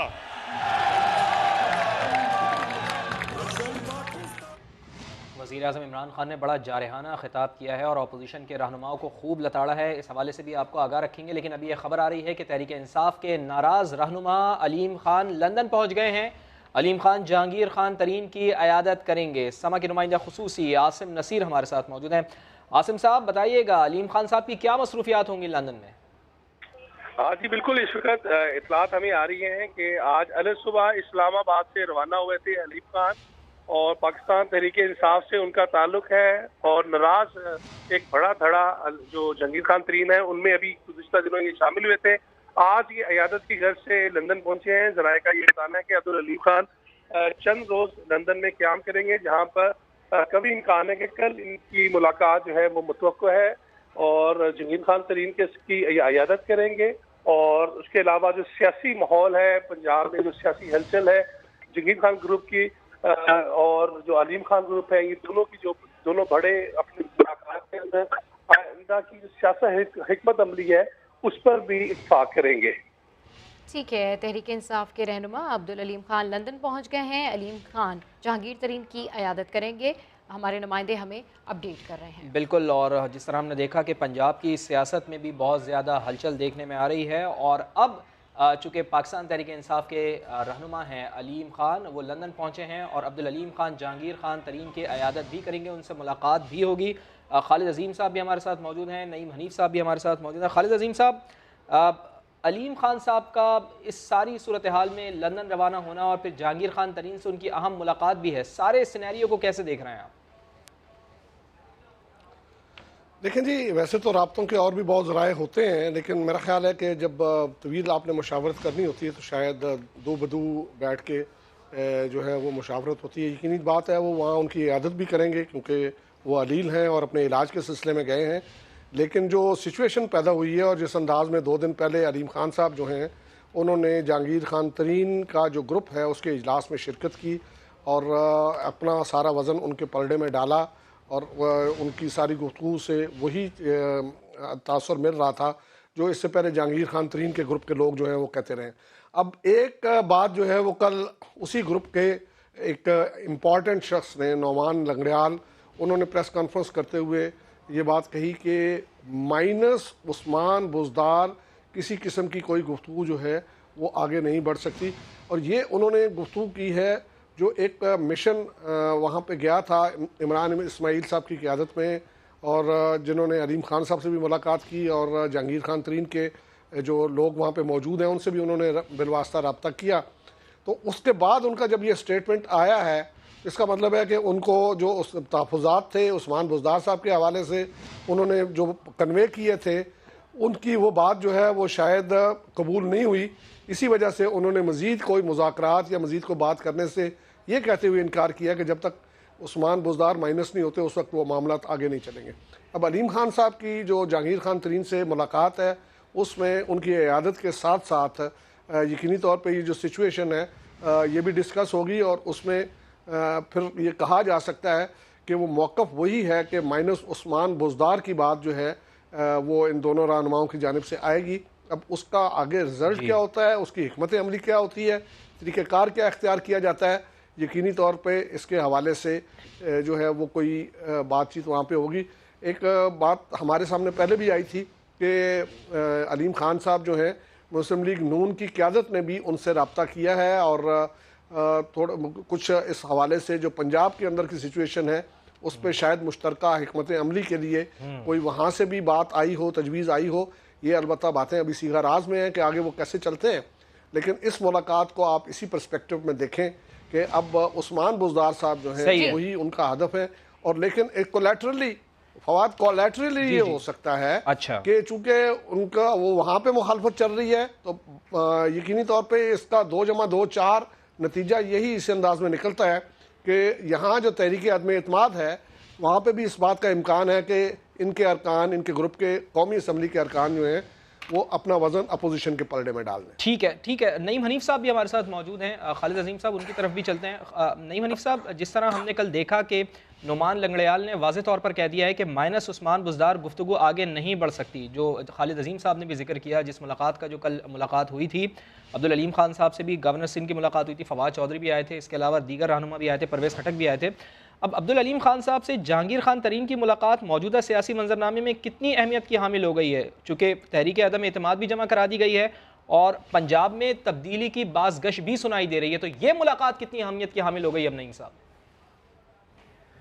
देखिए, 2 रोज़ कबल जब अलीम खान ग्रुप जो है उन्होंने इल्हाक किया तकरीबन 2 साल के बाद जहांगीर तरीन ग्रुप के साथ, और अलीम खान जो हैं वो जहांगीर तरीन की रिहाइशगाह गए जहां पर ओन चौधरी, नुमान लंगड़ियार, सुलेमान नईम और दीगर नवानी और उनके तमाम जो मेंबरान हैं उन्होंने उनको रिसीव किया और वहाँ पर एक मीटिंग हुई और जहांगीर खान तरीन का पैगाम उन तक पहुँचाया और उसके बाद एक प्रेस कॉन्फ्रेंस भी हुई। असल बात यहाँ पर यह है कि जब हम नाराज अरकान की बात करते हैं तो उनकी नाराजगी की वजह जानने की कोशिश नहीं करते कि ये नाराजगी शुरू कहाँ से हुई थी। जब पीटीआई की हुकूमत बनी, वफाक में वजीर आजम इमरान खान बने और उन्होंने पंजाब का फैसला करना था, उस वक्त तक जहांगीर खान तरीन, अलीम खान और ये तमाम धड़े जो थे वो कप्तान के साथ खड़े थे, बल्कि इन्हीं की जारहाना इनिंग्स के बायस, इन्हीं की परफॉर्मेंस के बाद कप्तान जो हैं वो प्राइम मिनिस्टर ऑफ पाकिस्तान बने। ये किसी से ढकी छुपी बात नहीं है। अब जब पंजाब का फैसला कप्तान ने किया कि पंजाब में एक ऐसी शख्सियत जो है वो वज़ीर आला पंजाब उनको बना दिया गया जो इतने पॉपुलर नहीं थे पार्टी के अंदर, और उस तरह से बतौर वज़ीर आला उनकी कबूलियत नहीं हुई, उस तरह से लोगों ने जो है वो उनको कबूल नहीं किया पार्टी के लोगों ने कि वज़ीर आला जो है वो उस्मान बुज़दार होने। उससे एक तो अदम एतमाद की कामयाबी की खुशखबरी पाकिस्तान की आवाम को मिल गई होगी। शिकस्त उनके चेहरे, उनकी बॉडी लैंग्वेज और उनकी जो बयान से जाहिर हो चुका है। पाकिस्तान की आवाम को यह खुशखबरी मिल गई है कि जल्द से जल्द जो नालायक, चोर, करप्ट टोला इमरान साहब की शक्ल में मुल्क पे 3.5 साल पहले मुसल्लत किया गया था, वो जा चुका है। वो दूसरों की सियासी मौत की बात कर रहे थे और आज के बयान से और आज के खिताब से जाहिर है कि उनकी सियासी मौत हो चुकी है।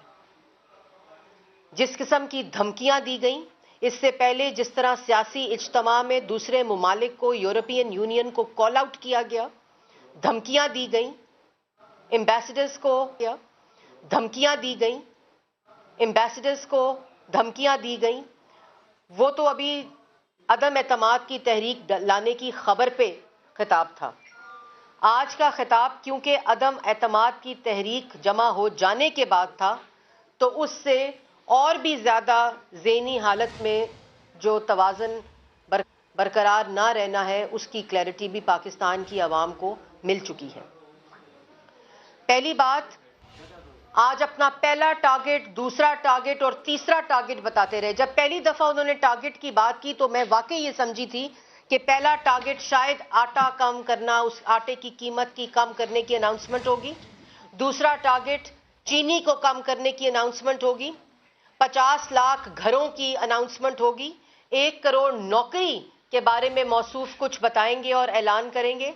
तो टारगेट पर आज भी वही झूठे इल्जामात, सियासी हरीफों के ऊपर इल्जामात, गंदी जबान, गाली, ना गाली देने से वोट ऑफ कॉन्फिडेंस जो है, नो कॉन्फिडेंस जो है, वो उसकी कामयाबी पर कोई असर पड़ेगा, ना आपकी धमकियां देने से वोट ऑफ नो कॉन्फिडेंस की कामयाबी पर कोई असर पड़ेगा, ना आपके इस तरह की जबान इस्तेमाल करने से, आपकी गुंडागर्दी से ये 3.5 साल हम लोगों ने सहा है। आपने कहा मैं जेल में डालूंगा, तो आपने 3.5 साल क्या किया है? 3.5 साल भी तो आपने अपनी सियासी जो हरीफ है उनको जेलों में डाला है। आपने तो उनकी बेटियों को हथकड़ियां लगाई उनके सामने, उनकी बहनों को हथकड़ियां लगाकर जेलों में डाला है। तो जेल की धमकी किसको दे रहे हैं? जेल की धमकी उसको दें जिसने आवाम का आटा, चीनी, बिजली, गैस, दवाई चोरी की है। अब जेल में जाने का वक्त उसका है। और आज का जो बयान था उसमें भी जिक्र किया गया, और आपने देखा होगा कि कुछ अरसे से जिक्र जारी है कि बैरूने मुल्क साजिश हो रही है। बैरूनी कुव्वतें हैं जो इमरान खान साहब के खिलाफ साजिशें करके उनको हटाने की कोशिश कर रही हैं। और उसके ऊपर मैं ये कहना चाहती हूं कि इमरान खान साहब, बैरून मुल्क साजिश होकर आपको क्यों हटाने जाने की कोशिश की जाएगी? आपने तो सीपैक बंद कर दिया, आपने कश्मीर का सौदा हो गया आवाज बुलंद नहीं की, आप तो IMF की तरले मिन्नतें करके माशी सलामती और पाकिस्तान की जो खुद मुख्तारी थी वो आपने IMF के हवाले कर दी।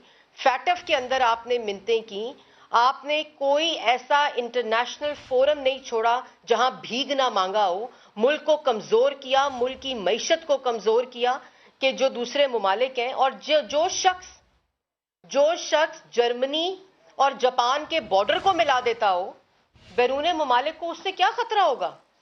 जो ये कहता हो कि मैं किसी भी मगरबी मुल्क से ज्यादा उस मगरबी मुल्क में रहने वाले शहरियों से ज्यादा उसको जानता हूं, तो उससे बैरून मुल्क लोगों को क्या खतरा होगा?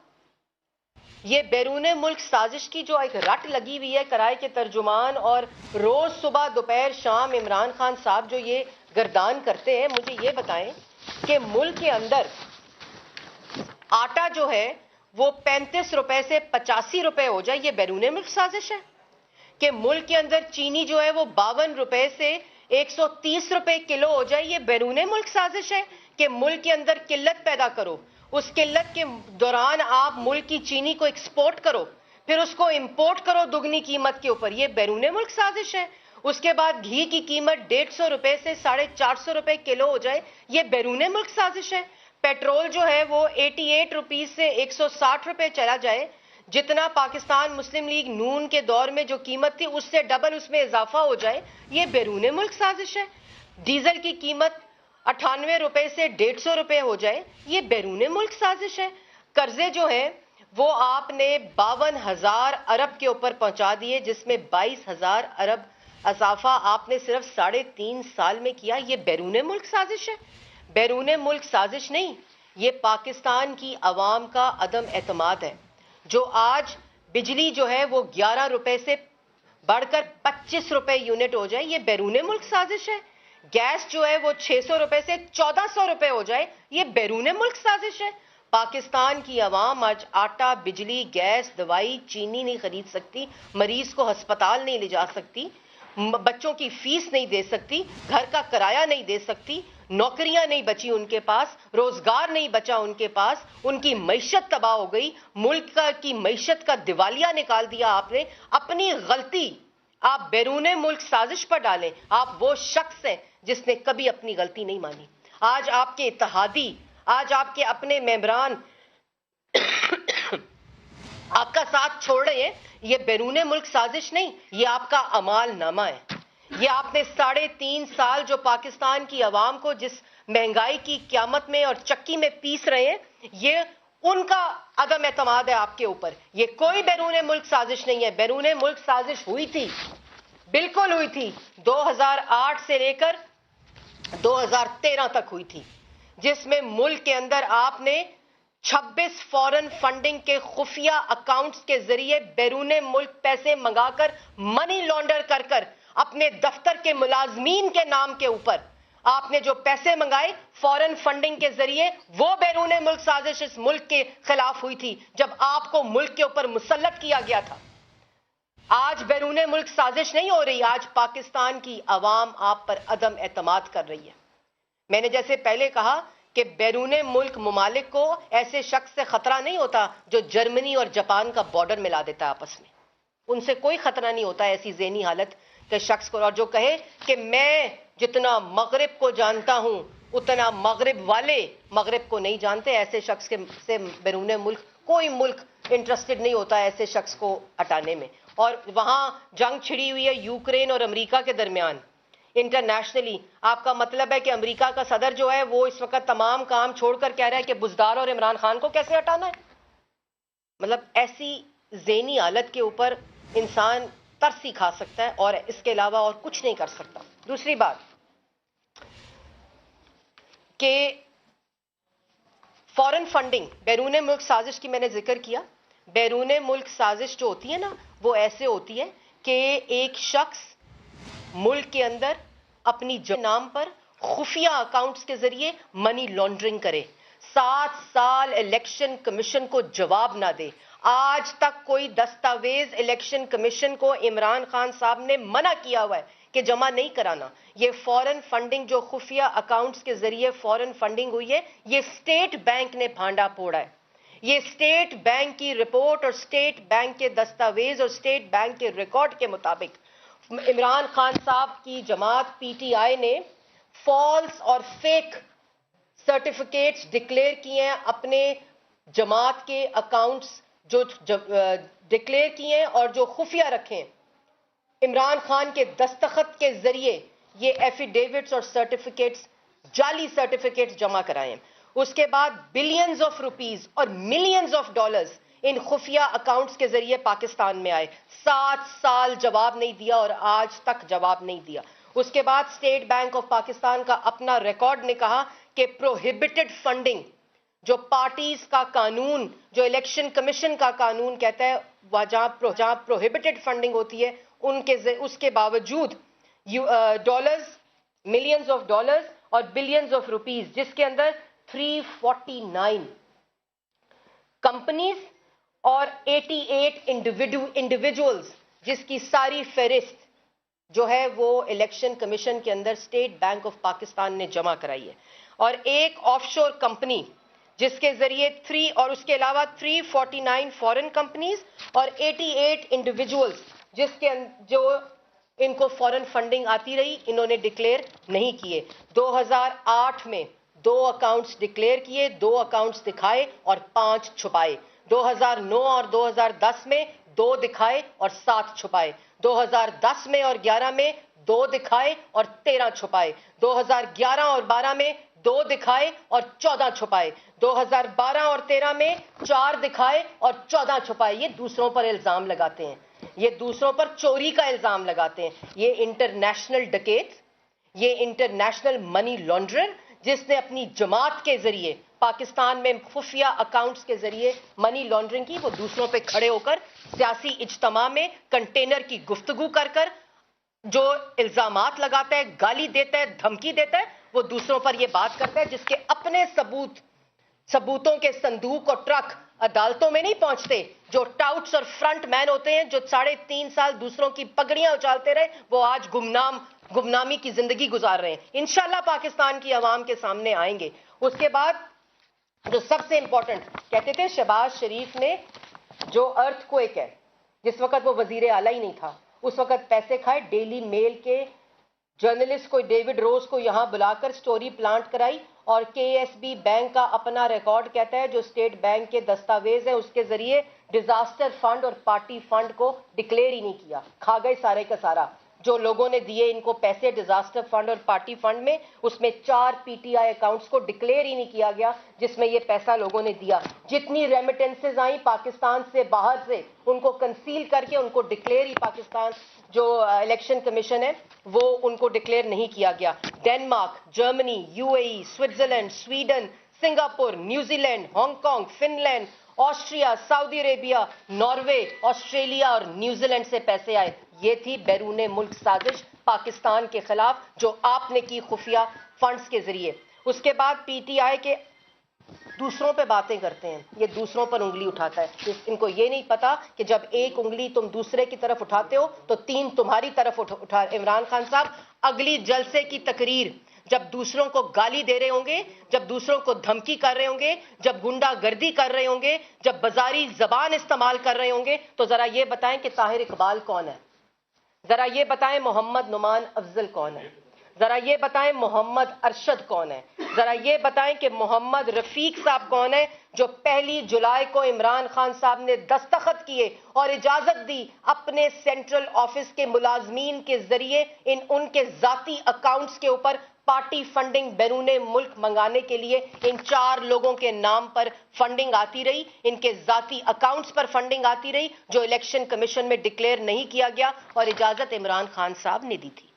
बताएं वो कि ये जो 4 नाम हैं, इनके नाम जाती अकाउंट्स पे फंडिंग कहां से आती रही। इन ममालिक के जो मैंने आपको नाम बताए, ताहिर इकबाल साहब कौन है, मोहम्मद नुमान अफजल साहब, इमरान खान साहब कौन है, और मोहम्मद अरशद और मोहम्मद रफीक, ये कौन से चपड़ासी हैं जिनके जरिए फॉरेन फंडिंग आती रही इनके जाती अकाउंट्स में, जो आपके अकाउंट्स में जाती रही, के जाती अकाउंट्स में जाती रही, मनी लॉन्ड्रिंग होती रही, खुफिया फंडिंग आती रही, जो इलेक्शन कमीशन में डिक्लेयर आपने नहीं की। ये थी बैरूने मुल्क साजिश। बैरूने मुल्क साजिश की बात करते हैं। उसके बाद पीटीआई के अपने ऑफिसेस, जो बैरूने मुल्क ऑफिसेस थे, जिसमें PTI America, PTI Canada, PTI Australia, PTI UK, PTI Finland, PTI Norway, PTI New Zealand, ये इनके अपने अकाउंट्स थे पार्टी के, जिनकी फंडिंग को डिक्लेयर इलेक्शन कमीशन में नहीं किया गया। और उसके बाद बात करते हैं कि बैरूने मुल्क साजिश हो रही है मेरे खिलाफ। आपके खिलाफ पाकिस्तान की अवाम ने अदम एतमाद किया है, आपके अपने एलाइज अदम एतमाद कर रहे हैं, आपके अपने इत्तेहादी, आपके अपने मेंबरान अदम एतमाद कर रहे हैं, क्योंकि जब अवाम जो है वो जब आटा खरीदती है ना, आज 85 रुपए का, जो 100 रुपए भी खरीदा है, जब खरीदती है ना चीनी 120 रुपए किलो, और जब खरीदती है घी 450 रुपए का, पेट्रोल खरीदती है 160 रुपए का, जब डीजल खरीदती है 150 रुपए का, और जब कुर्सी हिलने लगती है तो पेट्रोल की कीमत 12 रुपए बढ़ा के 10 रुपए सस्ती कर देते हो। जेब खाली है। आज तक उस 10 रुपए का रिलीफ पाकिस्तान की आवाम को नहीं मिल सका। जब कुर्सी की टांगे हिलने लगती हैं, इक्तदार जाने लगता है, उस डर और खौफ से कहते हो बैरूने मुल्क साजिश है। साजिश वो है जो तुमने पाकिस्तान की आवाम के खिलाफ की। साजिश वो है जो तुमने फॉरेन फंडिंग लेकर मुल्क की मईशत को कमजोर करने की थी। साजिश वो है जो तुमने फॉरेन फंडिंग खुफिया अकाउंट्स छुपाकर मुल्क की आवाम का रोजगार छीना, मुल्क के अंदर तारीखी महंगाई की, मुल्क को कर्जों में डबोया, जो ये 52,000 अरब का कर्जा पहुंचा दिया, जिसमें सिर्फ तुमने 3.5 साल के अंदर 22,000 अरब का इजाफा किया है। ये कोई बैरूने मुल्क साजिश नहीं, ये तुम्हारी चोरी है, तुम्हारे कार्टल्स की चोरी है, तुम्हारे दाएं बाएं माफियाज की चोरी है, ये तुम्हारी अपनी डकैती है जो तुम्हारे अपने दस्तखतों के साथ हुई है। इमरान खान साहब, ये रोज खड़े होकर तकरीरें कर कर, तमाशे कर कर, और आज की आपकी तकरीर का हर लफ्ज आपकी शिकस्त की खुशखबरी पाकिस्तान की आवाम को दे रहा है। आपकी ज़हनी हालत के तवाज़न का हिलना पाकिस्तान की आवाम को इसकी खुशखबरी दे रहा है। और आपके जाने घबराना तो एक तरफ, आपको पता चल चुका है कि आपकी सियासी मौत हो चुकी है और आपके अपने मेंबरान के जरिए हुई है। जॉइंट ऑपोजिशन, मुत्तहिदा ऑपोजिशन के साथ आपके अपने मेंबरान जो आज अपने हलकों में आपके झूठों की वजह से, आपके इन अमालों की वजह से, आपकी इन हरकतों की वजह से, आपके इन बयानात की वजह से, और जो उस दिन यूरोपियन यूनियन के बारे में बयान दिया, उससे पाकिस्तान की जो फॉरेन पॉलिसी है उसको तो जो 3.5 साल चुन चुन कर जो दोस्त मुमालिक हैं, जिन्होंने पाकिस्तान को बुरे हाल में और अच्छे हाल दोनों में सपोर्ट किया है, उन सबको नाराज किया। ये बैरूने मुल्क साजिश होती है। आपने फॉरेन पॉलिसी का जनाजा निकाला, आपने मईशत का जनाजा निकाला, अवाम के रोजगार का जनाजा निकाला, इसलिए अदम एतमाद आ रही है। अदम एतमाद किसी बैरूने मुल्क साजिश से नहीं, और बल्कि जो बैरूने मुल्क साजिश हुई थी 2000। मैं सब दोस्तों का शुक्रगुजार हूँ।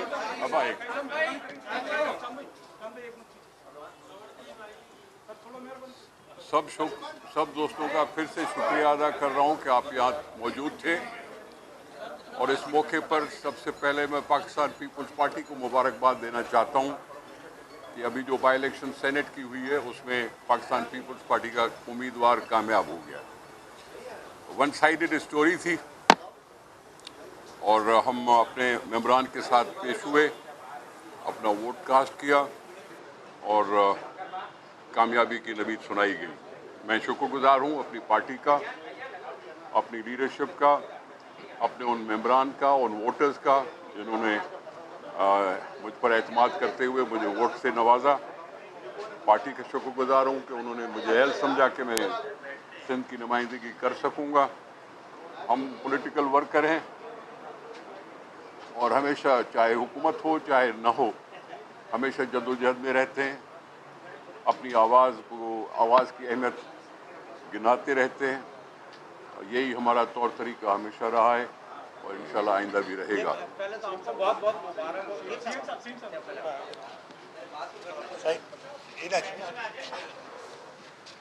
बिस्मिल्लाहिर्रहमानिर्रहीम। मैं पाकिस्तान पीपल्स पार्टी के चेयरमैन बिलावल भुट्टो जरदारी साहब, सदर आसिफ अली जरदारी साहब और पाकिस्तान पीपल्स पार्टी सूबा सिंध के सदर निसार अहमद खोड़ो साहब को निसार अहमद खोड़ो साहब की सेनेट में इलेक्शन पे मुबारकबाद देता हूँ। ये मुबारकबाद पाकिस्तान पीपल्स पार्टी के सारे वर्कर्स, सारे वोटर्स और इस पाकिस्तान के लोगों के लिए। निसार साहब एक बहुत ही मंझे हुए पार्लियामेंटेरियन हैं और मुझे पूरा यकीन है कि सेनेट में जाके निसार साहब सूबा सिंध के लोगों की और अपने वोटर्स की, जो सूबा असम्बली के मेंबरान हैं, उनकी नुमाइंदगी करेंगे। इसके साथ साथ आज मैं जो 27 फरवरी से लॉन्ग मार्च चेयरमैन बिलावल भुट्टो जरदारी साहब ने की थी, जिसका कल इख्तिताम हुआ इस्लामाबाद में डी चौक पे एक अजीमुशान जलसे के साथ, उसकी कामयाबी पे पाकिस्तान पीपल्स पार्टी के वर्कर्स को मुबारकबाद दिल से देता हूँ।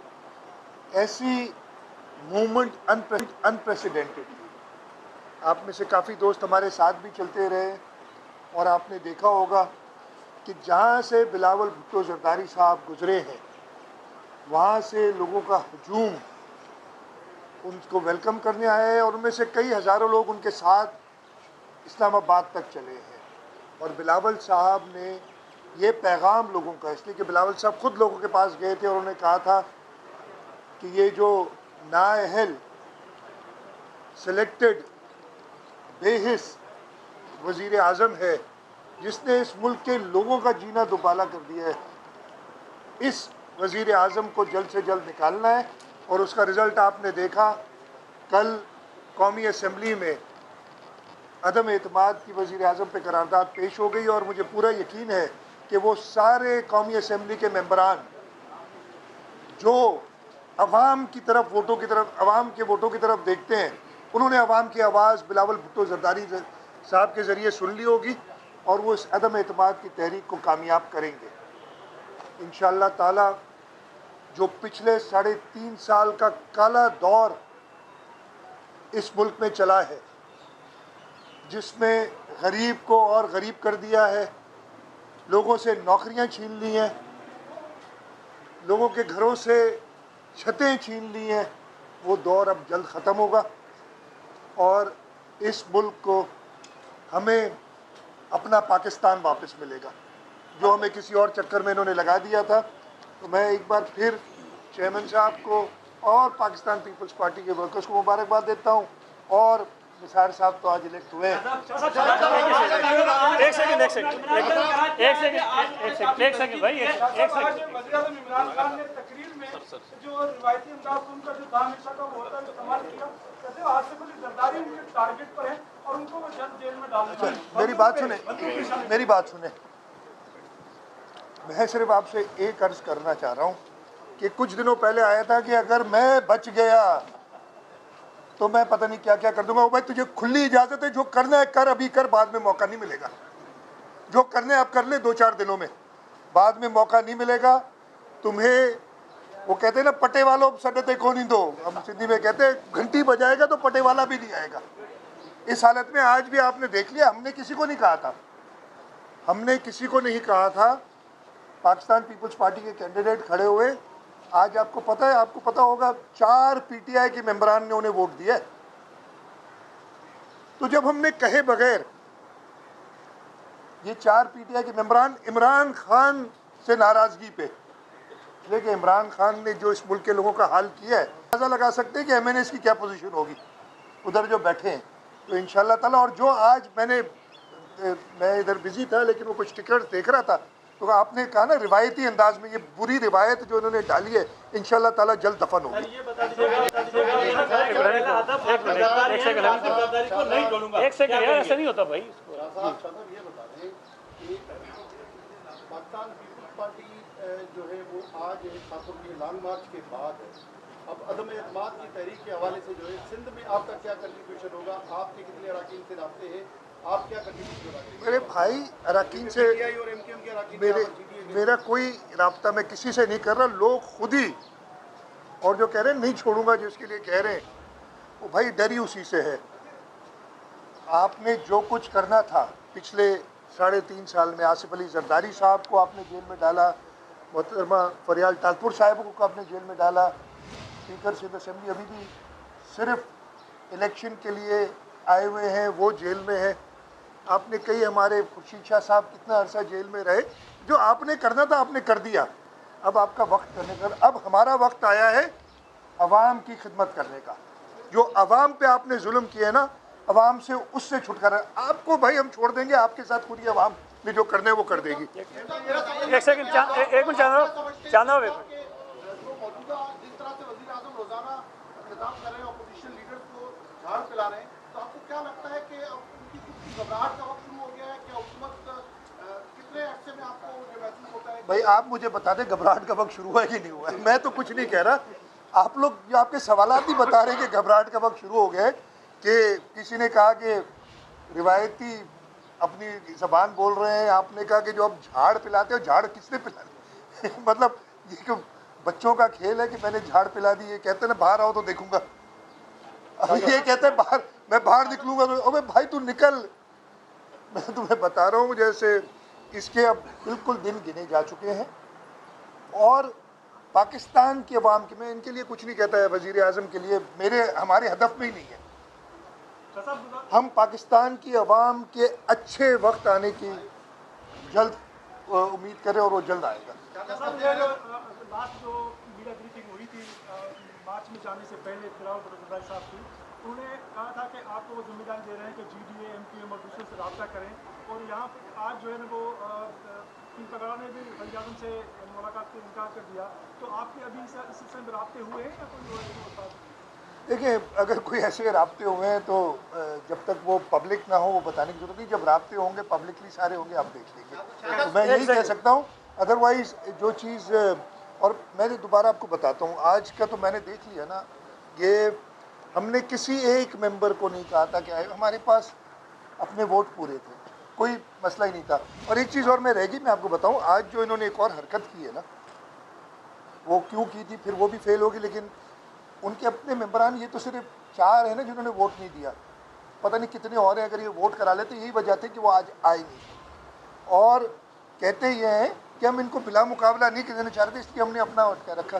खुद ही कहते हो, मतलब ये ज़रूर सेनेट इलेक्शन हुई होंगी, 20-25 दिन से ये सारी कार्रवाई चल रही है, नॉमिनेशन फॉर्म भरे जा रहे हैं, स्क्रूटनियाँ हो रही हैं, आज असेंबली को हॉल लिया गया, ये सारा खर्चा बेकार हुआ ना। किसका खर्चा है ये इस मुल्क के लोगों का खर्चा जो तुमने बेकार किया। तुम्हें कोई, मुझे ये भी सुना है कि कहा है कि इसलिए बाइकआउट कर रहे हैं कि मुराद अली शाह डिस्क्वालीफाई हो को करना चाहिए। अल्लाह ताला करेगा मैं डिस्क्वालीफाई नहीं होगा, तुम हमेशा बाइकआउट में ही रहोगे। अब ये मैं अपनी ज़बान दे रहा हूँ कि अब तुम भी जब तक मैं डिस्क्वालीफाई नहीं होता किसी इलेक्शन में नहीं आएगा। एक सेकंड इंशाल्लाह ताला मैं हर कोर्ट से गुजर चुका हूँ। चांद नवाब एक सेकंड जरा भाई यार, एक सेकंड जी। आप कह रहे हैं, जरदारी साहब भी कह रहे हैं कि PTI के अराकीन कौमी असेंबली में अदम एतमाद पीपल्स पार्टी को वोट करेंगे, जो अदम एतमाद को वोट करेंगे तो फ्लोर कराची से तो नायल हो जाता है, फिर इसके असबाब कैसे? अच्छा मैं आपको बताऊँ, ये पता नहीं शायद किसी और ने बोला है, आपको अभी तक क्या नहीं बोला, मैं बता देता हूँ। आइन क्या कहता है कि अगर कोई फ्लोर क्रॉस जो भी आप कह रहे हो करेगा तो नाअहल होगा। दैट मीन्स आइन इसमें गुंजाइश रखता है कि आप फ्लोर क्रॉस कर सकते हैं। ये रिस्क लेके, ये रिस्क वो ले रहे हैं, लेकिन इस आदमी को वो इतना जो इसने जुल्म किया है हमसे ज़्यादा, इनके अपने लोगों जब फ्लोर क्रॉस कर रहा है उसे पता है कि मुझे खतरा है कि मैं डिस्क्वालीफाई हो जाऊंगा। आइन इजाज़त दे रहा है फ्लोर क्रॉसिंग की। आइन कहता है आप फ्लोर क्रॉस कर सकते हो, अगर आपने फ्लोर क्रॉस किया तो पार्टी हेड आपकी डिस्क्वालिफिकेशन के लिए गया था, फिर 1 महीना होता है इलेक्शन कमीशन को। इलेक्शन कमीशन डिटर्मिन करती है। मुझे पक्का यकीन है कि इलेक्शन कमीशन वालों का अगर खुद वोट होता ना, वो भी इसके खिलाफ वोट देते, तो कैसे डिस्क्वालीफाई करेंगे जिसे उस आदमी को जो कि इस मुल्क का भला चाहता है। तो मेरी 2 बातें सिर्फ नोट करें, आइन इजाज़त देता है फ्लोर क्रॉसिंग की, हाँ उसके कॉन्सिक्वेंसेज हैं, लेकिन उन कॉन्सिक्वेंसेज को इलेक्शन कमीशन डिटर्मिन करता है और मैं फिर कह रहा हूँ अगर इलेक्शन कमीशन का अपना वोट होता तो वो भी इस अदम इत्तेफाक में हमारा साथ देता। शादाब ये बताइए, आप भी क्रिकेटर रहे, वजीर आजम कहता था कि एक बॉल से 2 घूमने से 2 विकेट गिराऊंगा। आज आपसे क्रिकेट से बॉलिंग करते 4 विकेट गिराई, तो आप कौन सी घूमने कराते? भाई क्रिकेटर रहे, मैं कसम से तौबा मैं मतलब हद ये हो गई है कि मीटिंग चल रही है बड़ी अहम, उसमें क्रिकेट ग्राउंड की बातें हो रही है। भाई इस मुल्क को क्रिकेट ग्राउंड नहीं समझो। मैं आप लोगों से भी इल्तिमास करूंगा, इस मुल्क को क्रिकेट ग्राउंड समझ के हमने तबाह कर दिया इस दिन। ये कोई नहीं, ये लोग अपनी मर्जी से अवाम की आवाज़ सुन के पीपल्स पार्टी के कैंडिडेट को वोट करने आए और इंशाल्लाह ताला भी आप अदम एतमाद में देख लेंगे और बहुत कुछ, ज़्यादा दिन नहीं है। कल ये खबर चली कि जेएनयू का एक रुकन और बाकी भी कोई मेंबरान खान साहब से मिले हैं वज़ीर आज़म हाउस में और वो कोशिश कर रहे हैं कि कुछ लोगों को उसके साथ मिलाएं।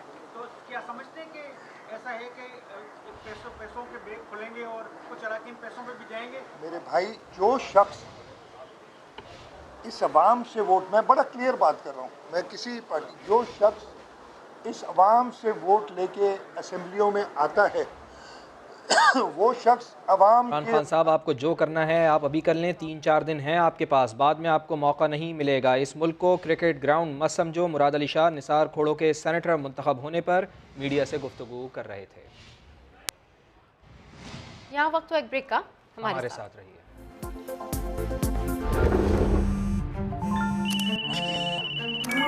कैसा था जॉब का पहला दिन? पहला दिन आखिरी होने वाला है, देख। तैयार है ना?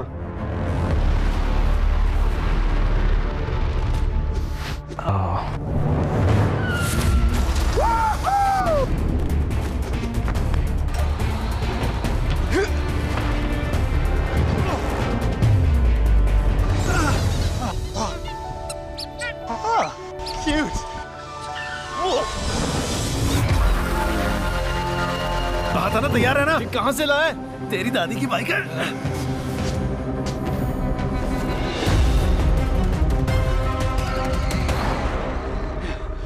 आपकी डिलीवरी।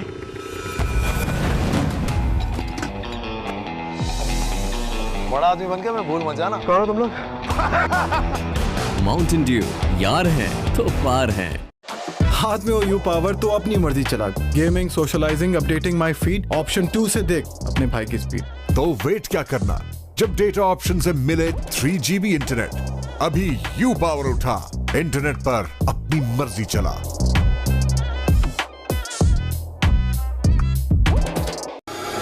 खुल के जीना ही तो है सब कुछ। जब खेला दिल से, पर मैच की ऑडियंस डिफरेंट थी। अब as a leading sports anchor different audience भी है और मेरे पास अनपैक करने के लिए है बहुत कुछ। क्रिकेट जुनून था, पैशन था और रहेगा, बस रिलेशनशिप थोड़ा चेंज हो गया है। 10 रुपए में सबसे ज्यादा पाउडर, बनाए झाग ज्यादा, निकाले दाग ज्यादा। वाह क्या बात है बोनस की।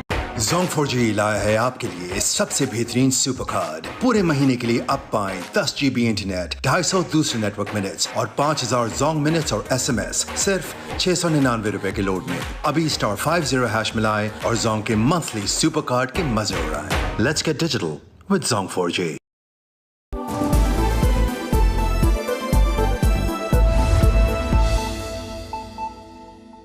बैंक अल फलाह ने उठाई जिम्मेदारी ख्याल रखने की, जरूरतों को समझने की, इरादों को तकमील तक पहुंचाने की। ये इस्लामिक बैंकिंग का नया अंदाज है, नए दौर का आगाज है। Bank Al Falah Islamic, the way forward. अब मुझे मिला एक complete solution, Morinaga BF Grow 3। Complete nutrition, complete love. Economy और बिग सेविंग पैक में भी दस्तयाब है। तुम इतनी स्ट्रॉन्ग कैसे? क्योंकि मेरे दांत है स्ट्रॉन्ग। हाँ, नई कोलगेट मैक्सिमम कैविटी प्रोटेक्शन की अमीनो पावर दांतों को बनाए स्ट्रॉन्ग, क्योंकि जब खाना ठीक से चबाएंगे तभी तो मिलेगी सही ग़िज़ाइयत। Colgate strong teeth. लाइफ एक हसीन बैलेंस है नेचर और टेक्नोलॉजी के बीच में, जो मिले डॉलर्स के ऑल न्यू रेफ्रिजरेटर्स की नेचर लॉक टेक्नोलॉजी से, जो रखे वेजिटेबल्स और फ्रूट्स को नेचुरली फ्रेश पूरे 20 दिन तक, क्योंकि डॉलर्स रिलायबल है। निज़ाम हज़म की इस्लाह के लिए ऑरेंज टेस्ट के साथ लासानी का डाई मैक्सो।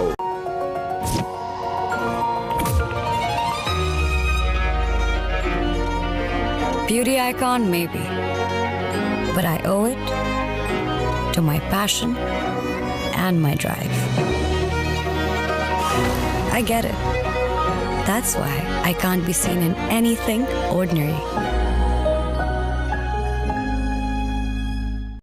हाथ में हो यू पावर तो अपनी मर्जी चला। गेमिंग, सोशलाइजिंग, अपडेटिंग माई फीड, ऑप्शन 2 से देख अपने भाई की स्पीड। तो वेट क्या करना, जब डेटा ऑप्शन से मिले 3 GB इंटरनेट, अभी यू पावर उठा, इंटरनेट पर अपनी मर्जी चला।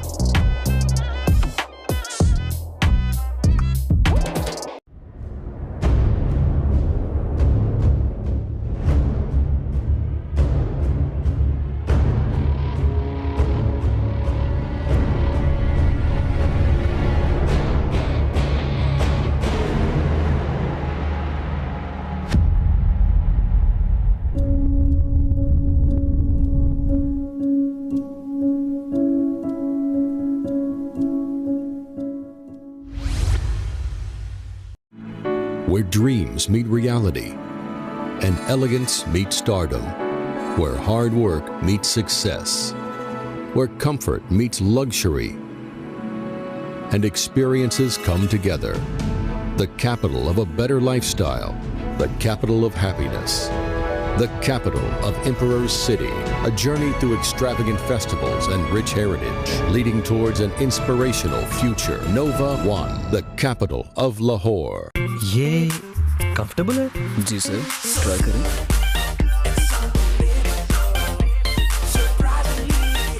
Surprisingly stylish, surprisingly comfortable. Surprisingly Bata. Experience the luxury of Fassel Sanitary. Reinforced with a quality chrome coating, engineered for perfection, designed to give you superior water savings. Fassel Sanitary for an elegant lifestyle. खाने पीने में बदएहतियाती से वजन बढ़ने का हमेशा खतरा रहता है।